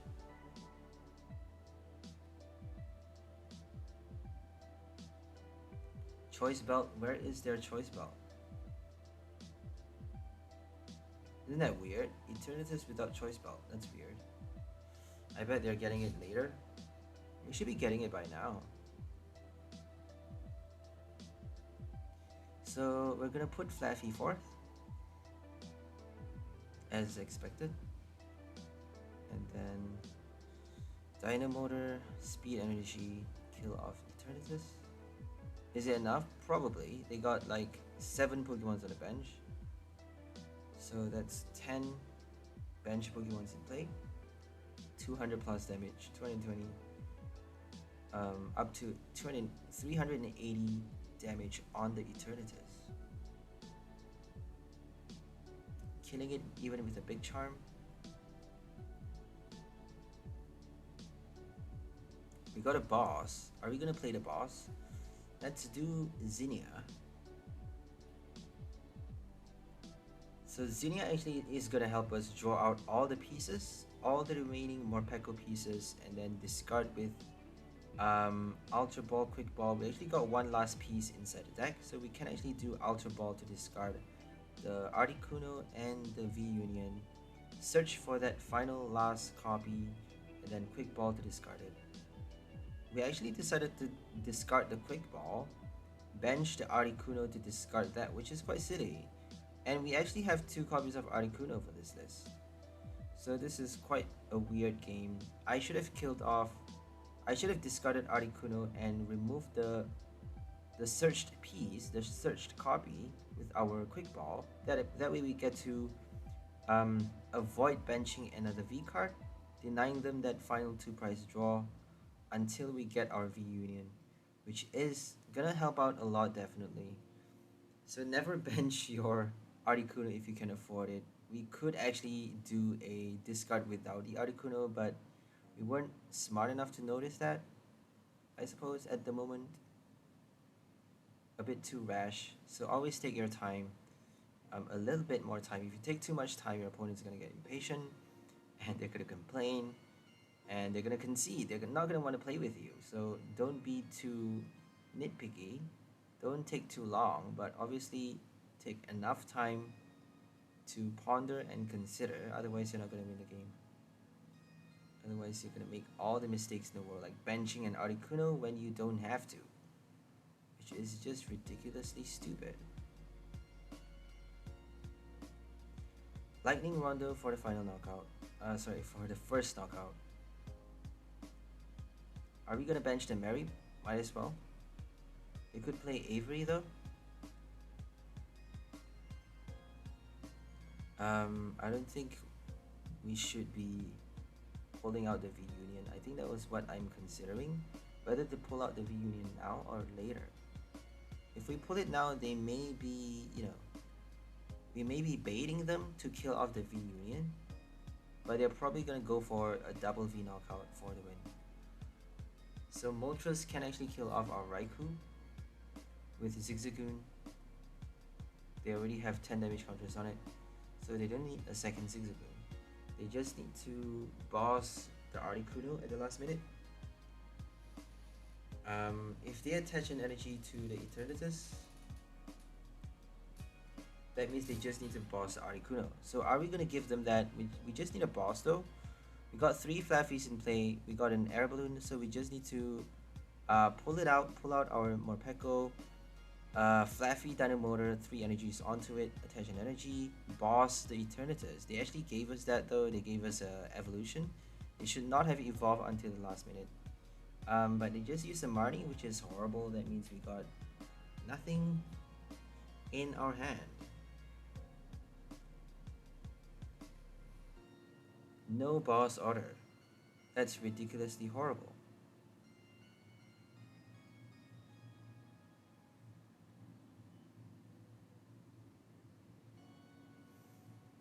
If we attack with the Morpeko, kill off the Moltres, they can't kill the Morpeko with Eternatus. I don't think it's possible, unless they play more Zigzagoons. 270 plus Choice Belt, 300 damage. They need another Zigzagoon, a Scoop Up Net to satisfy the knockout, to collect our Morpeko's death. Okay, they gave us a Rose Tower, so we're gonna make full use of everything. We're gonna Ultra Ball, evolve the Flaaffy. Maybe get a piece though. We should be getting a piece, right? Oh, we already got all pieces. We got all discarded Morpeko. Don't need to worry about the V Union. Just need to get Flaaffy out, and then Rose Tower, I suppose. So we can kill the Moltres, but we need to be killing a VMAX. So let's pray for boss order with that Rose Tower. If we can get boss with the Rose, that would be grand. We should have attached the energy first. That was quite stupid. We should have attached the energy to Morpeko. Because, you know, playing a V Union, you may actually get confused sometimes because you have to play it from the discard pile. And you may not be aware that you could do that before your other cards. You could kind of like Fleetfoot, you forgot that you could use the ability before playing your supporter, before playing your item cards, before doing other stuff. You could have played Morpeko, attach the energy to that Pokemon, and then draw an extra card with our Rose Tower, with their Rose Tower, giving us a higher chance of drawing a boss for a Eternatus knockout. So we couldn't do it this turn, which is a bit sad. We at least get to kill off the Moltres, right? That means we need another switch card to reactivate our Morpeko, doing a second burst wheel for at least 300 or 400 damage, killing off the second VMAX. Or if we do escape rope, we can kill off anything for the last one prize, the final remaining prize.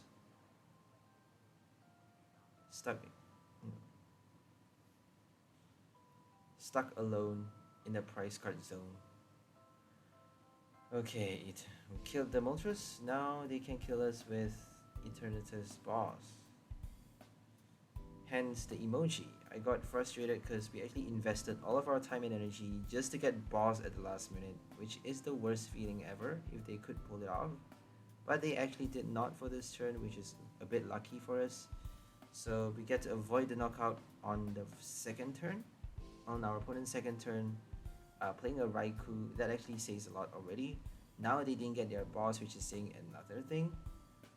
Either they have a bad list or like super bad luck. They actually need to keep discarding cards from their hand to be able to play the Crobat to draw enough cards to kill us. So they did a Zigzagoon, but not enough apparently. No choice belt. Fortunately, they got no belt on the Eternatus, so they couldn't kill the Morpeko. Dark Patch is gonna help out so much though. Dark Patch is gonna help out with your Sableye, your second Eternatus.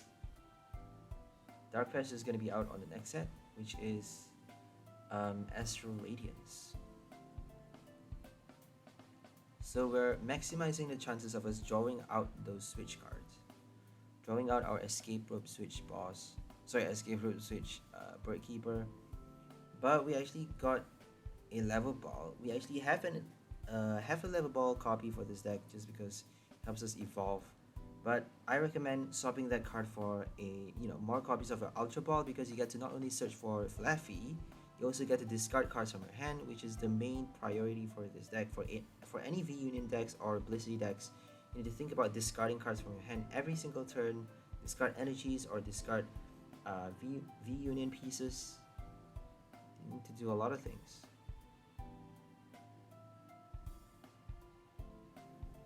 Okay, we played an Escape Rope. We got one final prize card remaining, so it doesn't really matter. We just need to Escape Rope, retreat, and they're done. We got 3 Flaaffys, that's more than enough. Well, just right actually, sorry. That's just right to kill off the Eternatus VMAX. So we got a second VMAX knockout with the massive Morpeko.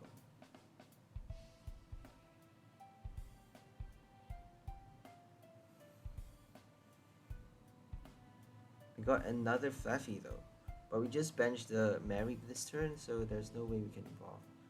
Let's do Burst Wheel for the final knockout. 400 damage, killing off Eternatus a second time. Wahahaha. Burst Wheel, it's so cool though. So let's go ahead for our next one.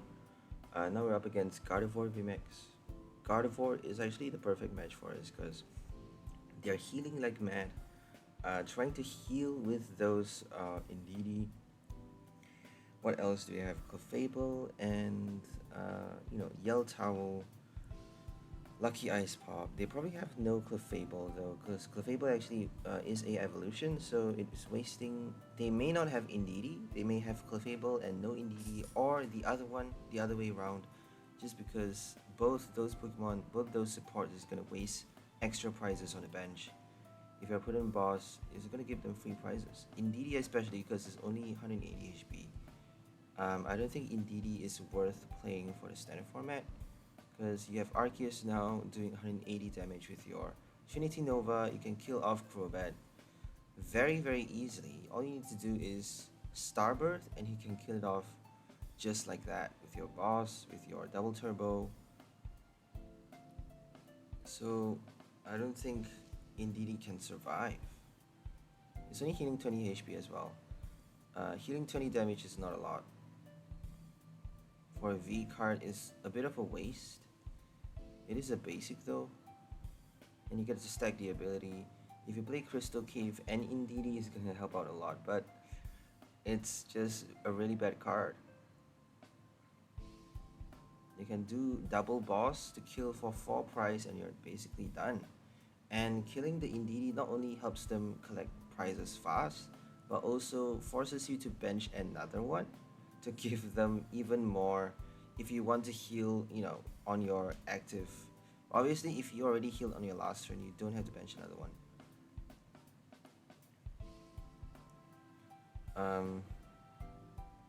Here comes 2 Gardevoirs on the bench. They got their first triple energy charge with the, I forgot the attack, Cresselia. So Crescent something, Crescent Glow, right? Glowing Crescent for 3 energies on the first VMAX. They still gotta evolve though. They actually played a Beatty, no Marnie, so thank God we actually survived that hand. That beautiful hand stays in our, stays for 1 turn, which is all it takes for us to discard so many things in a single turn. We got to discard 3 pieces and 3 energies, which is a big deal. It's a huge deal playing a V Union deck to discard so many cards that early. And I'm very happy to have done that. We actually get to discard another piece this turn, if we're lucky. Okay, we are not lucky. We need to play a Peonia, I suppose. That's a bit sad. Oh well.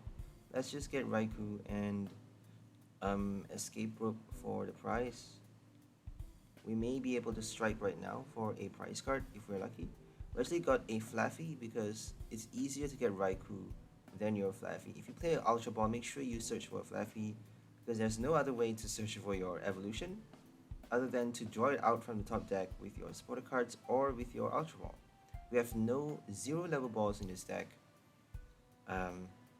If we have it, it's actually a different list, but the final upgrade I decided to put 4 Ultra Ball, no level ball, no great ball, so that we actually get to focus on the discards and focus on pulling out Morpeko as early on as we can to do its attacks fast and taking advantage of Burst Field for earlier knockouts. Because if we can summon Morpeko fast, then we can use it to attack more times, more turns, to collect multiple knockouts with that single V card, rather than relying on Raikou to attack. We can even pull out Raichu later, and then if they kill the Morpeko, we have Raichu to fall back on. Raichu Morpeko is sort of the same thing. It does 60 or 100x damage for each energy you discard. Raichu is a bit better because you get to discard from other Pokemons, but in terms of damage, Morpeko is obviously much better just because you get to do higher huge amount of damage for each discard. You only get to discard from that Pokemon though, but you get to do 100x for each energy.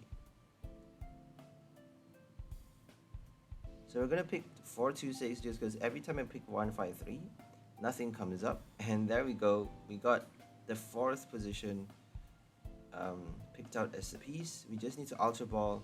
So we actually put Ultra Ball into the prize, which is quite silly. We should have put the Articuno into the prize, and then Ultra Ball, discard the last one. I mean, that's the smartest decision. That's the smartest move to play. Because we don't want to give them extra prizes. They are not killing the Articuno though, sadly, even with the Gardevoir, but they could play Choice Belt, so you never know.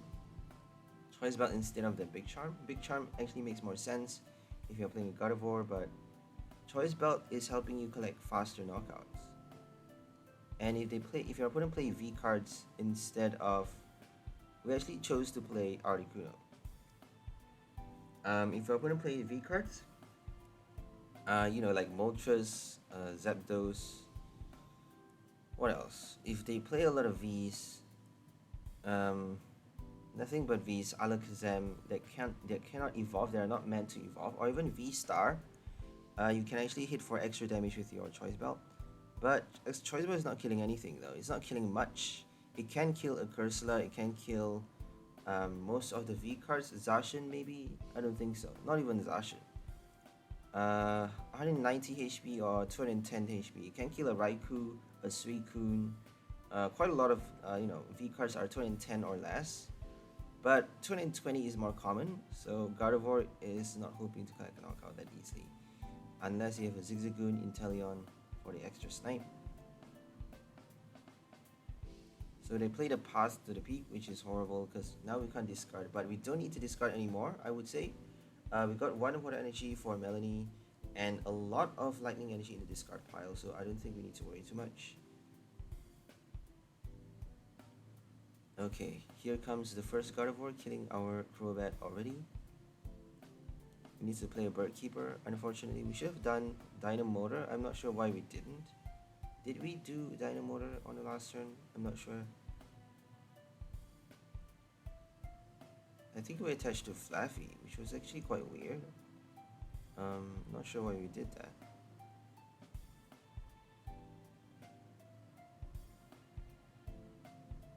So it wasn't enough anyways. It's not going to be enough to kill off the Gardevoir this turn. We actually need another energy. So we may be required to play...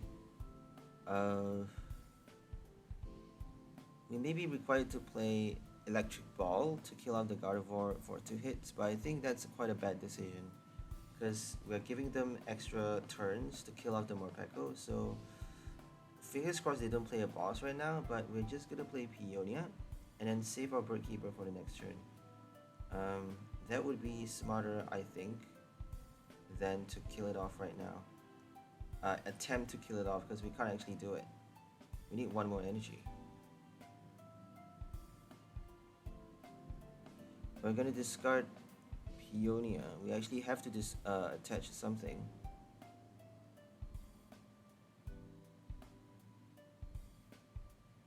So that means we just need to attach another one from our hand. If they don't play a fan, we actually get to play Bird Keeper for the kill.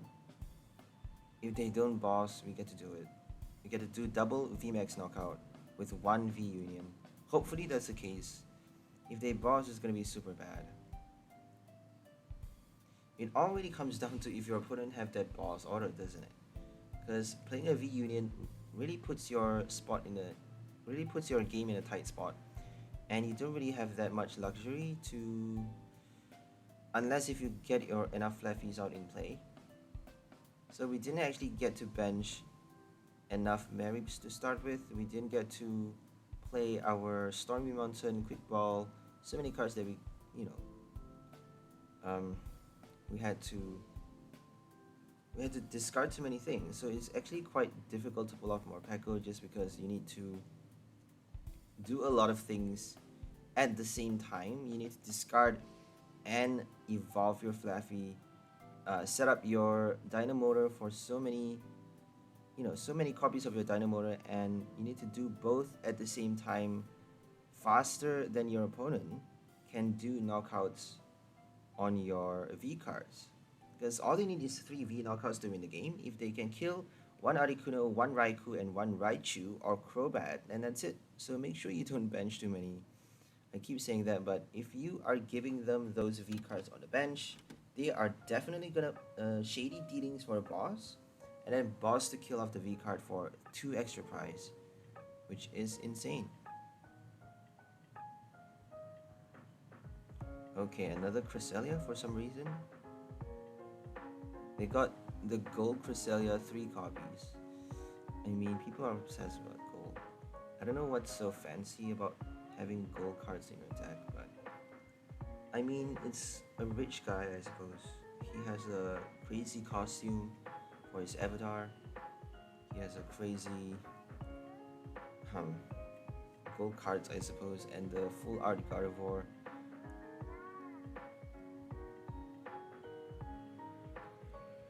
But he has actually a full face guard attached to the first one, which is very interesting because it works better than your Big Charm if you are expecting your opponent to hit low damage. If your Big Charm actually forces your opponent to hit exactly 350. If they hit a bit lower, it's not going to be enough. You're going to heal everything with your Lucky Ice Pop, with your Max, I forgot what's, Max Cure, and with your other heal cards, obviously. I don't think you get to play Cheryl, but you can actually do 𝘿𝙚𝙢𝓚, all the item heal cards. So even with 2 strikes, it's still quite difficult to kill Gardevoir. If they play 180 damage or 200 plus damage, it's not going to be enough. Even with 250 damage, you're going to heal 50 with Max Cure, heal even more with your Cook, Pokemon Center Lady, and your item heal cards, Lucky Ice Pop especially. So I think you're going to need 3 strikes or even more to kill 1 VMAX. And 3 strikes for VMAX is like the perfect numbers, since it's a 3 price card. So it actually gets to do 180 damage for 3 energies for essentially a 1 price card, right? A 1 price doing 180 damage for stage 1 is not too bad. Plus you get that horror energy for the extra damage counter placement. So 200 damage for a 1 price card. Stage 1 is quite a big deal.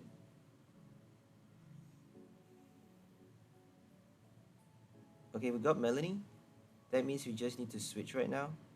I'm not sure what's happening here. I think we did a Flaaffy. Choose a Pokemon to attach lightning energy. So we have to switch. We actually have to retreat right now. Retreating is going to help us. If they do a boss though, we can't hope to survive. So this is quite sad. It's down to whether they're going to get the boss on the next turn. We're going to attack with Raikou. They're probably going to heal.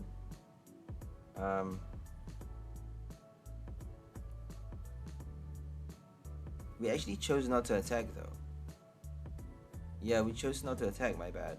Because we need to attach to the bench. We need to attach to Morpeko. We have no choice but to. If we want to kill off the Gardevoir on the next turn. Because we need 2 Dynamotors. We actually have another Flaaffy though, so I don't think we should be too worried. We got 3 energies on the next turn with Dynamotor. And then all we need to do is, because they could boss, oh, if they boss the bench, we're done, right? If they escape rope, we are still good to go. So if they boss, we're completely screwed. And it's the end of the game. We don't have to worry about attacking with, a second time. We don't have to worry about doing Lightning Rondo twice. We're not able to do Lightning Rondo a second time if they do a boss. So might as well just not attack with Raikou. We may not have the Flaaffy in the prize, we may have the Flaaffy stuck in the prize as well. But I'm pretty sure it's inside the deck because we actually checked it already. We checked the deck a lot of times while we were getting our, other cards out.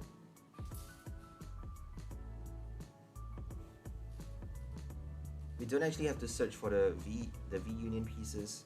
We only have to search once because we got first 3 pieces with our research on the second turn actually, because we actually go first, so we can't use a supporter card on the first turn.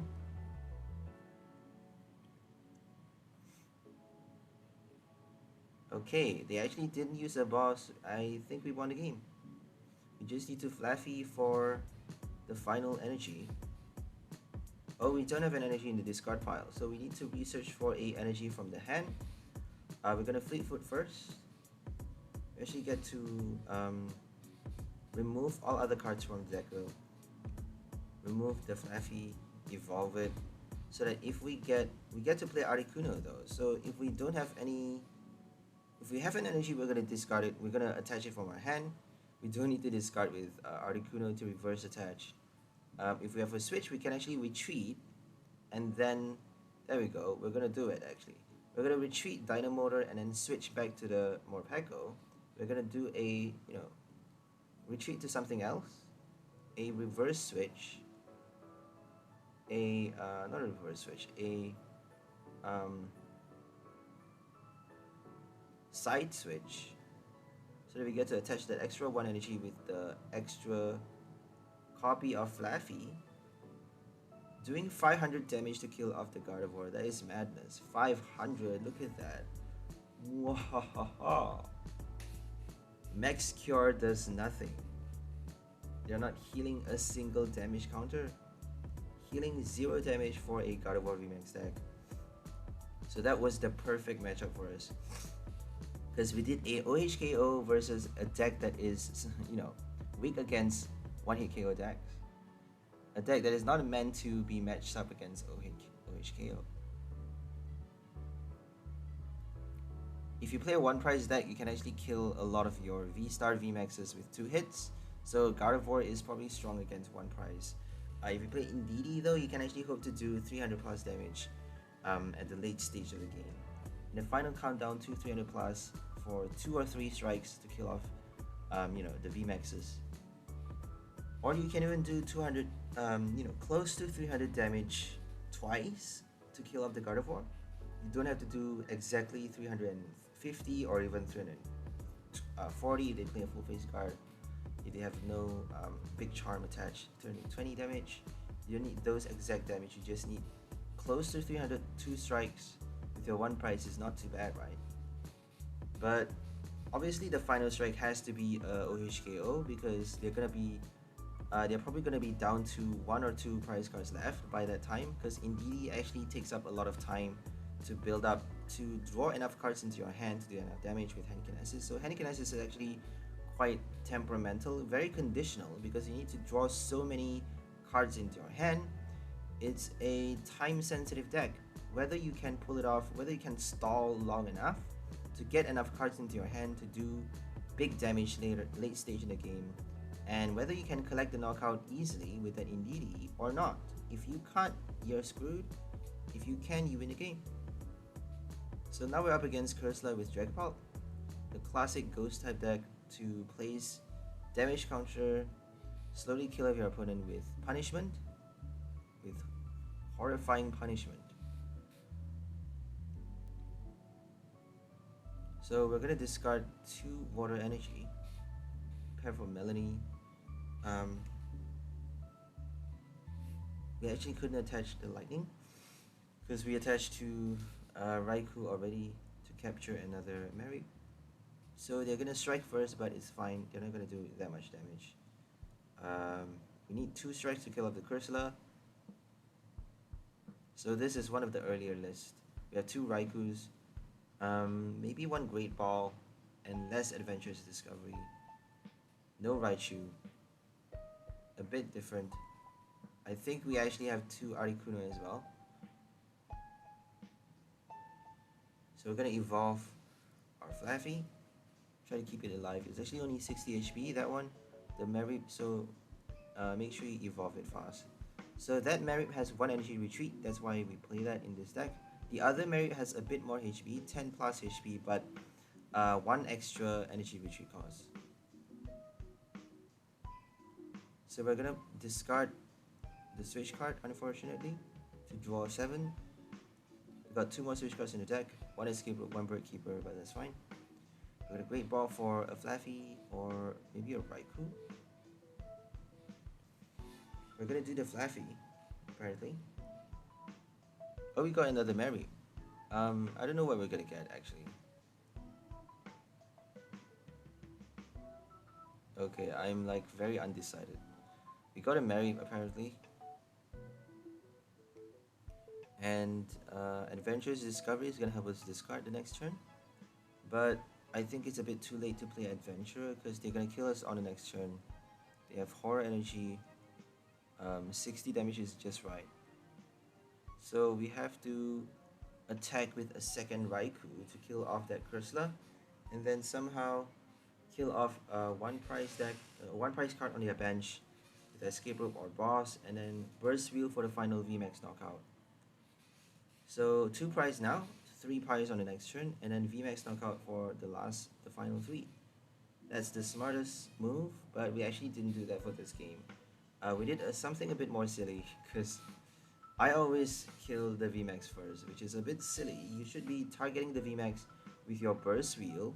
Leave your VMAX, don't hit your VMAX at all. Make sure your opponent's VMAX stay full HP so they get to do as much damage with your Burst Wheel. Make full use of that attack late stage in the game to collect a VMAX knockout, which is, what we are meant to do anyways, what Morpeko is meant to be pulling off. The main trick of Morpeko is to do a VMAX knockout with anything attached. A Tornadus not a Tornadus, a 𝘿𝙬𝙠 actually has 410 HP. So if they have 410, you actually can't kill it with only 4 energies on Morpeko. You need 5 to kill off a 𝘿𝙬𝙠 VMAX with a Bomb of Snow and a Big Charm attached. They actually have up to 410 HP, which is a huge amount. With your Crystal Cave, you get to heal every turn. So Crystal Cave, 𝘿𝙬𝙠, a Bomb of Snow, and Big Charm is a bit crazy. Dynamotor for our second Raikou, and we get to discard with Articuno right now because they're not playing any stadium cards. They're relying on abilities for their V card, so they can't afford to play Path to the Peak unless if they want to shut down their own abilities. You can actually choose to do that though, depending on the situation. If you have 1 or 2 copies of that stadium card in your hand, and if you're not playing Crobat, you actually get to select when to play those cards, whether you want to cut off your own ability, whether it's a good trade-off to block your opponent from using their abilities.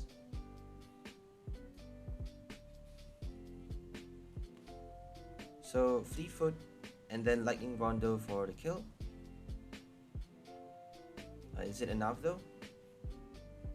So we're doing 4, 5, 6, 7, 140 damage. That's enough. We just need 90.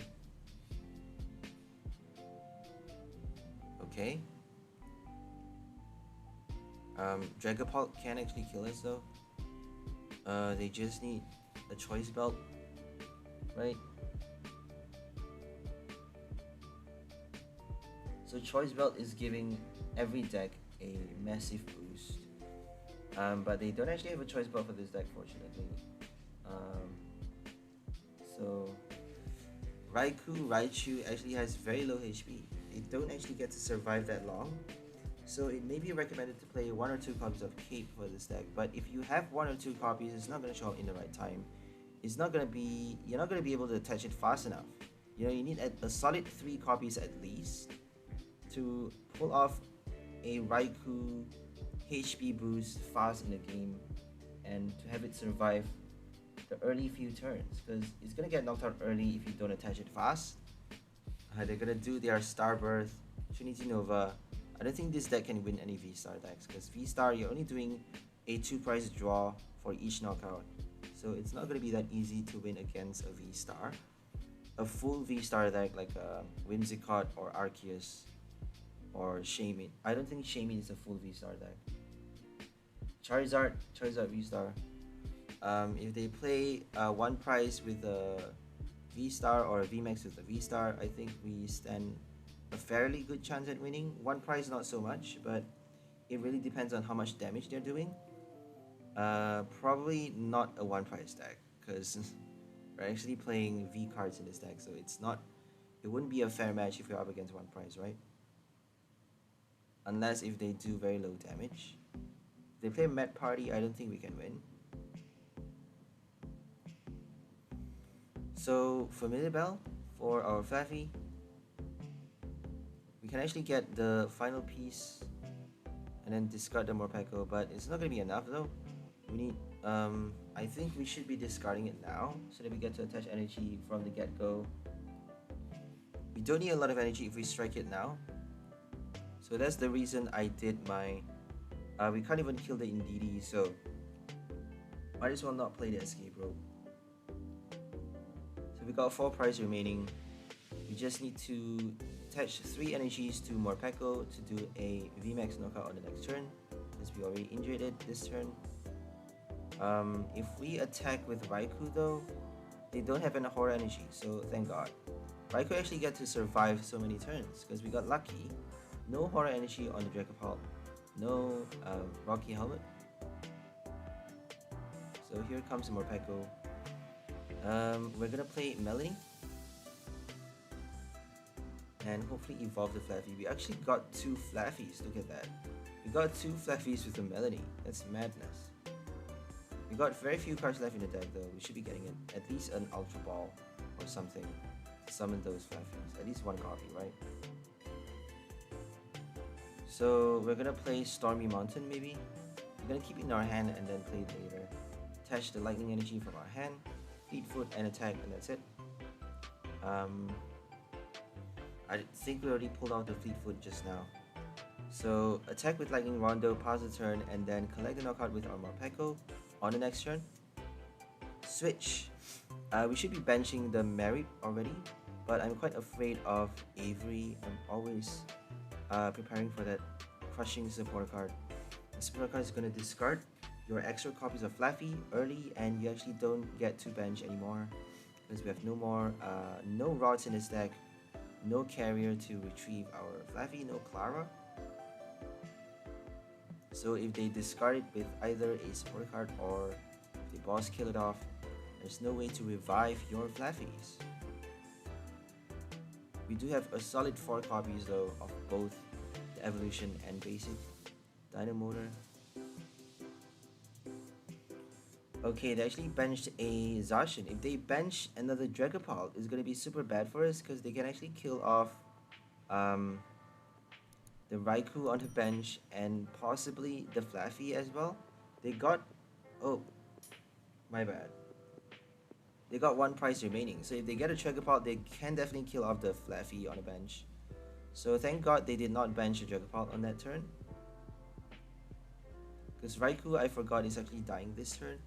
That means they can Max Phantom for the final knockout. Unless if we play a Scoop Up Net, which we don't have in this deck. We have no Scoop Up Net. So if they play Bench Snipe, I don't think we have a high chance of winning. Unless if we hit for the weakness. If they play Inteleon Hydro Snipe, Max Bullet, my bad. Max Bullet, we can actually kill off the Inteleon with Raikou. The first one with the first VMAX.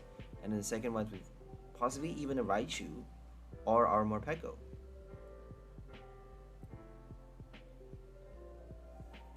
Okay, we got our Raikou.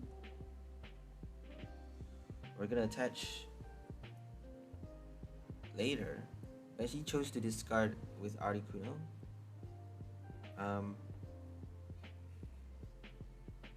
Are we gonna attach energy? I think it's better to do that. We can't actually kill it with Electric Ball, so sadly we have to find a switch card.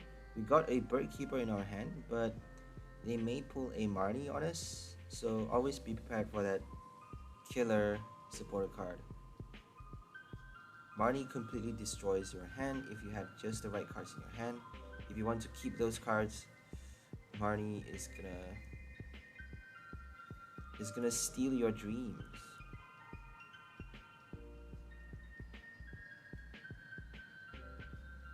Okay, we're gonna retreat, destroy the Dragapult, and then somehow collect the last prize.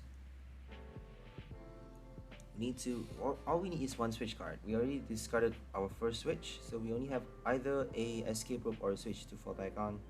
If those 2 end up at the bottom of our deck, we need to shuffle. Make sure you shuffle before you draw if you want to get back the same cards. And then Bird Keeper, Dynamotor, attack, and that's it. All we need to do is Dynamotor right now. They actually pass the turn not doing much. They attach to Zacian. So that means we got, oh, they didn't pass the turn, my bad. I thought they passed. They're still waiting, considering, weighing the different options. And they actually are playing a double Dragapult deck, dual Dragapult with the baby and the VMAX. So baby VMAX Dragapult.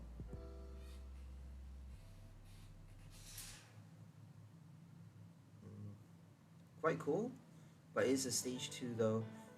If you have experience share, you can actually attack with the second one.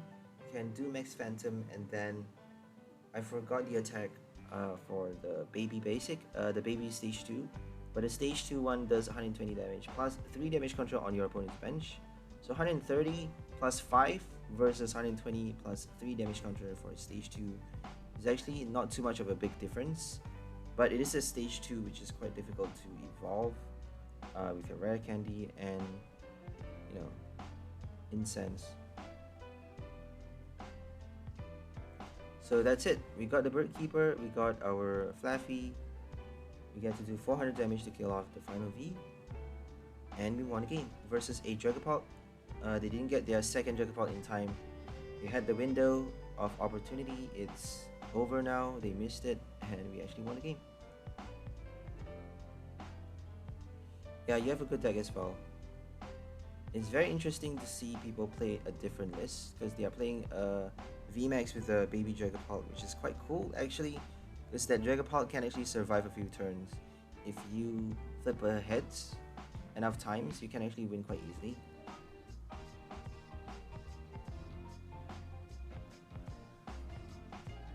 So here comes another opponent playing a celebrations box. I wonder what they're playing. So if they play fighting decks, I don't think we stand a good chance. Urshifu against any of the Urshifus. Single strike is a bit more, you know, we actually have a decent chance of winning against a single strike, but a rapid strike, I don't think we can win that easily. Just because they're gonna kill Flaaffy and they get to do Gale Thrust or double the damage as well. Gale Thrust to kill off a Raikou with one hit, Gale Thrust plus 𝑛𝓮𝓰𝓙𝓚𝓚 to kill off our Morpeko, which is insane because one hit is all it takes. Gale Thrust for 300 and then Quick Shoot for that 2 extra damage counters to kill off our V Union with one strike, which is madness. Like, come on, that's madness. We spend so much effort, you know, spend so much energy, like our human energy, spend so much of our hard work to get that one V Union card out just for it to get knocked out with one hit. So fighting type, I don't think we stand a good chance.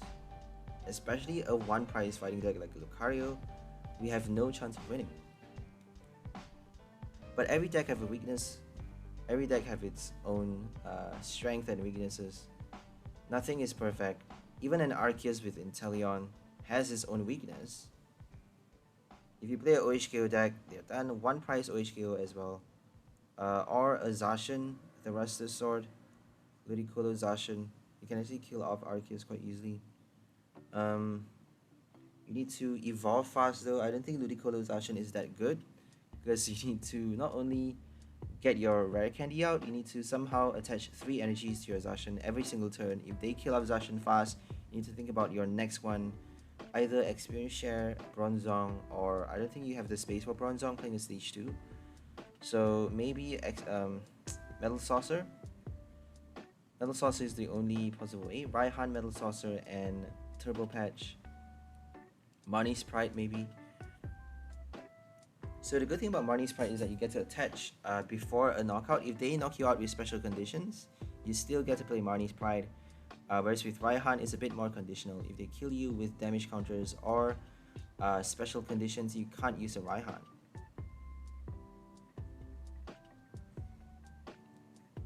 Okay, we got 3 copies with our Adventures Discovery. We're up against Garbodor VMAX with Choice Belt. So this is a very interesting new combo they're playing. The new Garbodor VMAX with Bibarel and Choice Belt. Doing 180 damage for double Choice Belt boost, double the damage boost. 190 actually just because of the poison, and you get to trap your opponent in the active spot for another 1 damage counter on the next Pokemon checkup, doing 200 damage with your Max Smell Odor. So they played a Crobat draw a lot of cards, and then now they're gonna play another Bidoof.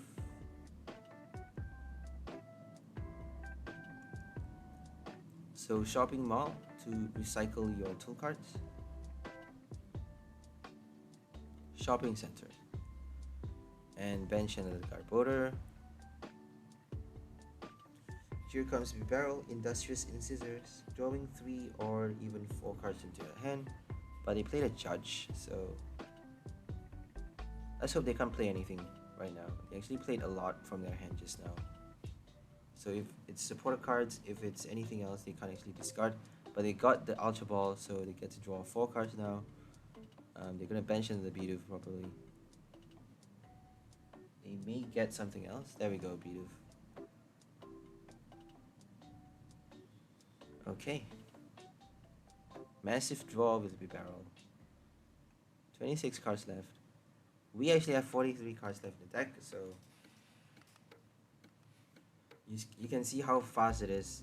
They're playing a very turbo deck to get their tool card out. They need to draw a lot of cards into your hand to force draw that tool card and to force evolve their guard border, force attach the energy, because you actually need 2 energy to attack with that VMAX, so it's quite a big demand. If you're planning to play Crushing Hammer, Fan of Waves, or Team Yell, they can actually delay your game by a lot with that 1 supporter card or item. If they flip a heads, if you play Hiding Energy, they can do Fan of Waves, Capture Energy as well. So we got 3 pieces. We're going to discard them with Quick Ball and then Zinnia on the next turn if we are lucky enough to keep that fabulous hand.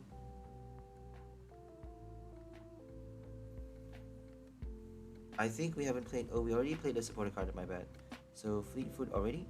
Now we're just gonna do our first strike, Lightning Rondo. Hope to collect the knockoff with a second Raikou on the next turn, and then deal with the second VMAX with our Morpeko. That is the ideal case, but if we can't get the second Raikou out or a Raichu in time, I don't think we can win the game that easily. We actually died on the Pokemon checkup, which is horrible, thanks to the poison, so we should have done a switch retreat just now, but we don't have the right cards.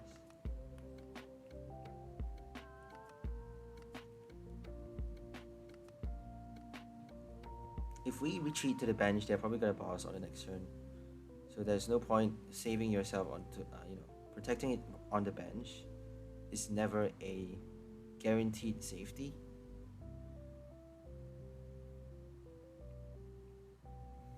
So they kill off our first Mary, which is horrible. We got 2 down in play. And we actually get to discard 2 pieces right now. I think we discarded all. So we just need to attach energies. Did they kill a Flaaffy? So we don't have a Flaaffy in the discard pile. We can't actually search our deck for a second Flaaffy, sadly. So that means we only got 2 energies this turn on the Morpeko, which is not too good. We're going to be forced to sacrifice one of our Flaaffy or Mary so that we get to survive to do enough damage to kill off the VMAX with 1 hit.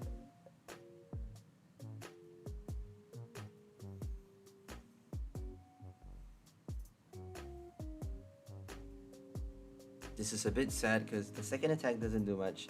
All you can eat only helps you draw, does no damage, it doesn't do anything else but draw cards. It does allow you to draw a lot though. Draw until you have 10 cards in your hand for a V Union, twin energy cost, double energy cost, my bad.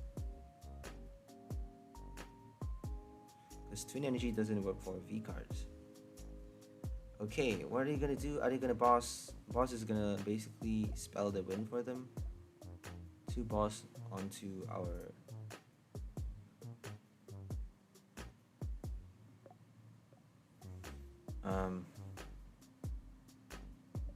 sorry, I actually phased out just now. Happens sometimes.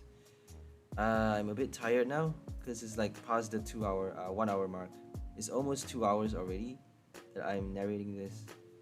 Okay, they're actually playing a choice belt onto the bench. They are retrieving the choice belt because they know it's gonna die, and they don't need to do. They should have retrieved 2 copies. Oh, they can't do it.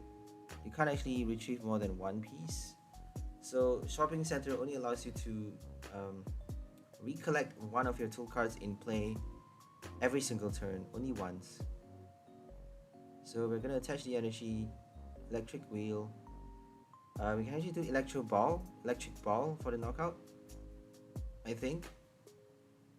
Is it 330 HP? I think it's 330. So we have no choice but to play burst wheel, which is a bit sad. We're forced to do a second Melanie. We actually got to do a second Melanie though. I think it's our first Melanie, my bad. So we attach from the hand, as we attach 2 cards on last turn. So it's actually 330 HP. If Raikou did 20 plus, we actually get to do electric ball, and then collect the knockout on the second VMAX with our burst wheel. So electric ball is gonna help you a lot. If you have a choice belt, it's gonna help you collect the knockout faster, easier. So I think it's better to play either choice belt or so we almost decided to concede because we actually failed this game. If they kill us, they can actually strike the Morpeko twice, but they're gonna make a mistake here.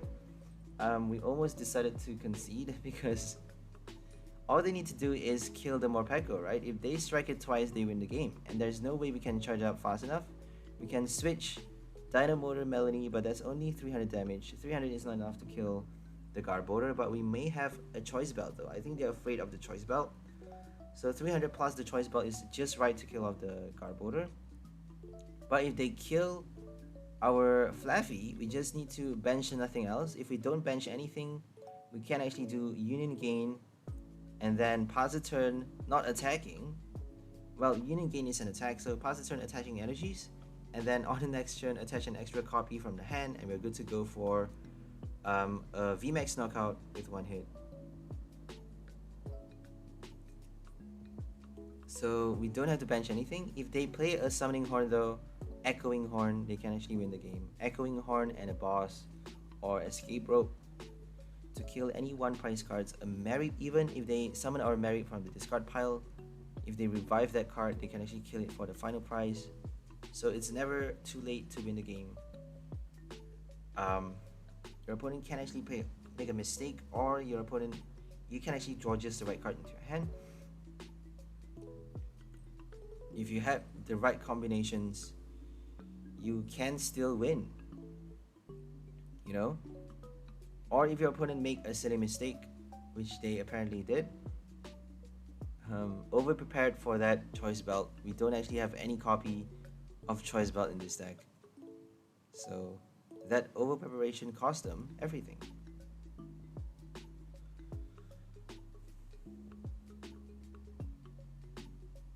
They actually got a 3rd VMAX already, which is insane. I think they should play like Big Charm or something, you know, just to add the versatility for a Garbodor deck. Not just your choice belt, you get to play other tool cards as well. I played Garbodor with Farewell Bell. Farewell Bell, I don't think anyone uses that for the standard format. I don't see anyone playing that card. Farewell Bell for Garbodor means you actually get to search your deck for a card after it gets knocked out, and also do another different tool card attached. Maybe a glove or a air balloon, because before Brilliant Stars we don't actually have a choice belt, and I actually built that deck before Brilliant Stars. When Fusion Strike was in its reign, I built a Garbodor VMAX with the Farewell Bell and also Hero's Medal. Hero's Medal, if you guys want to check it out, is in my channel. Garbodor VMAX deck with Hero's Medal to reduce the amount of prize your opponent's drawing by 1. So if you have 2 Hero's Medal attached to your Garbodor, it's essentially a 1 prize card doing 120 damage for 2 energies, which is quite a big advantage for you. So we actually won against Garbodor VMAX because they made the fatal mistake of killing our Flaaffy. So that's all for this video. Hope you guys enjoyed it. We'll see you next time. Have a great day and bye for now, lovely people. Enjoy your life.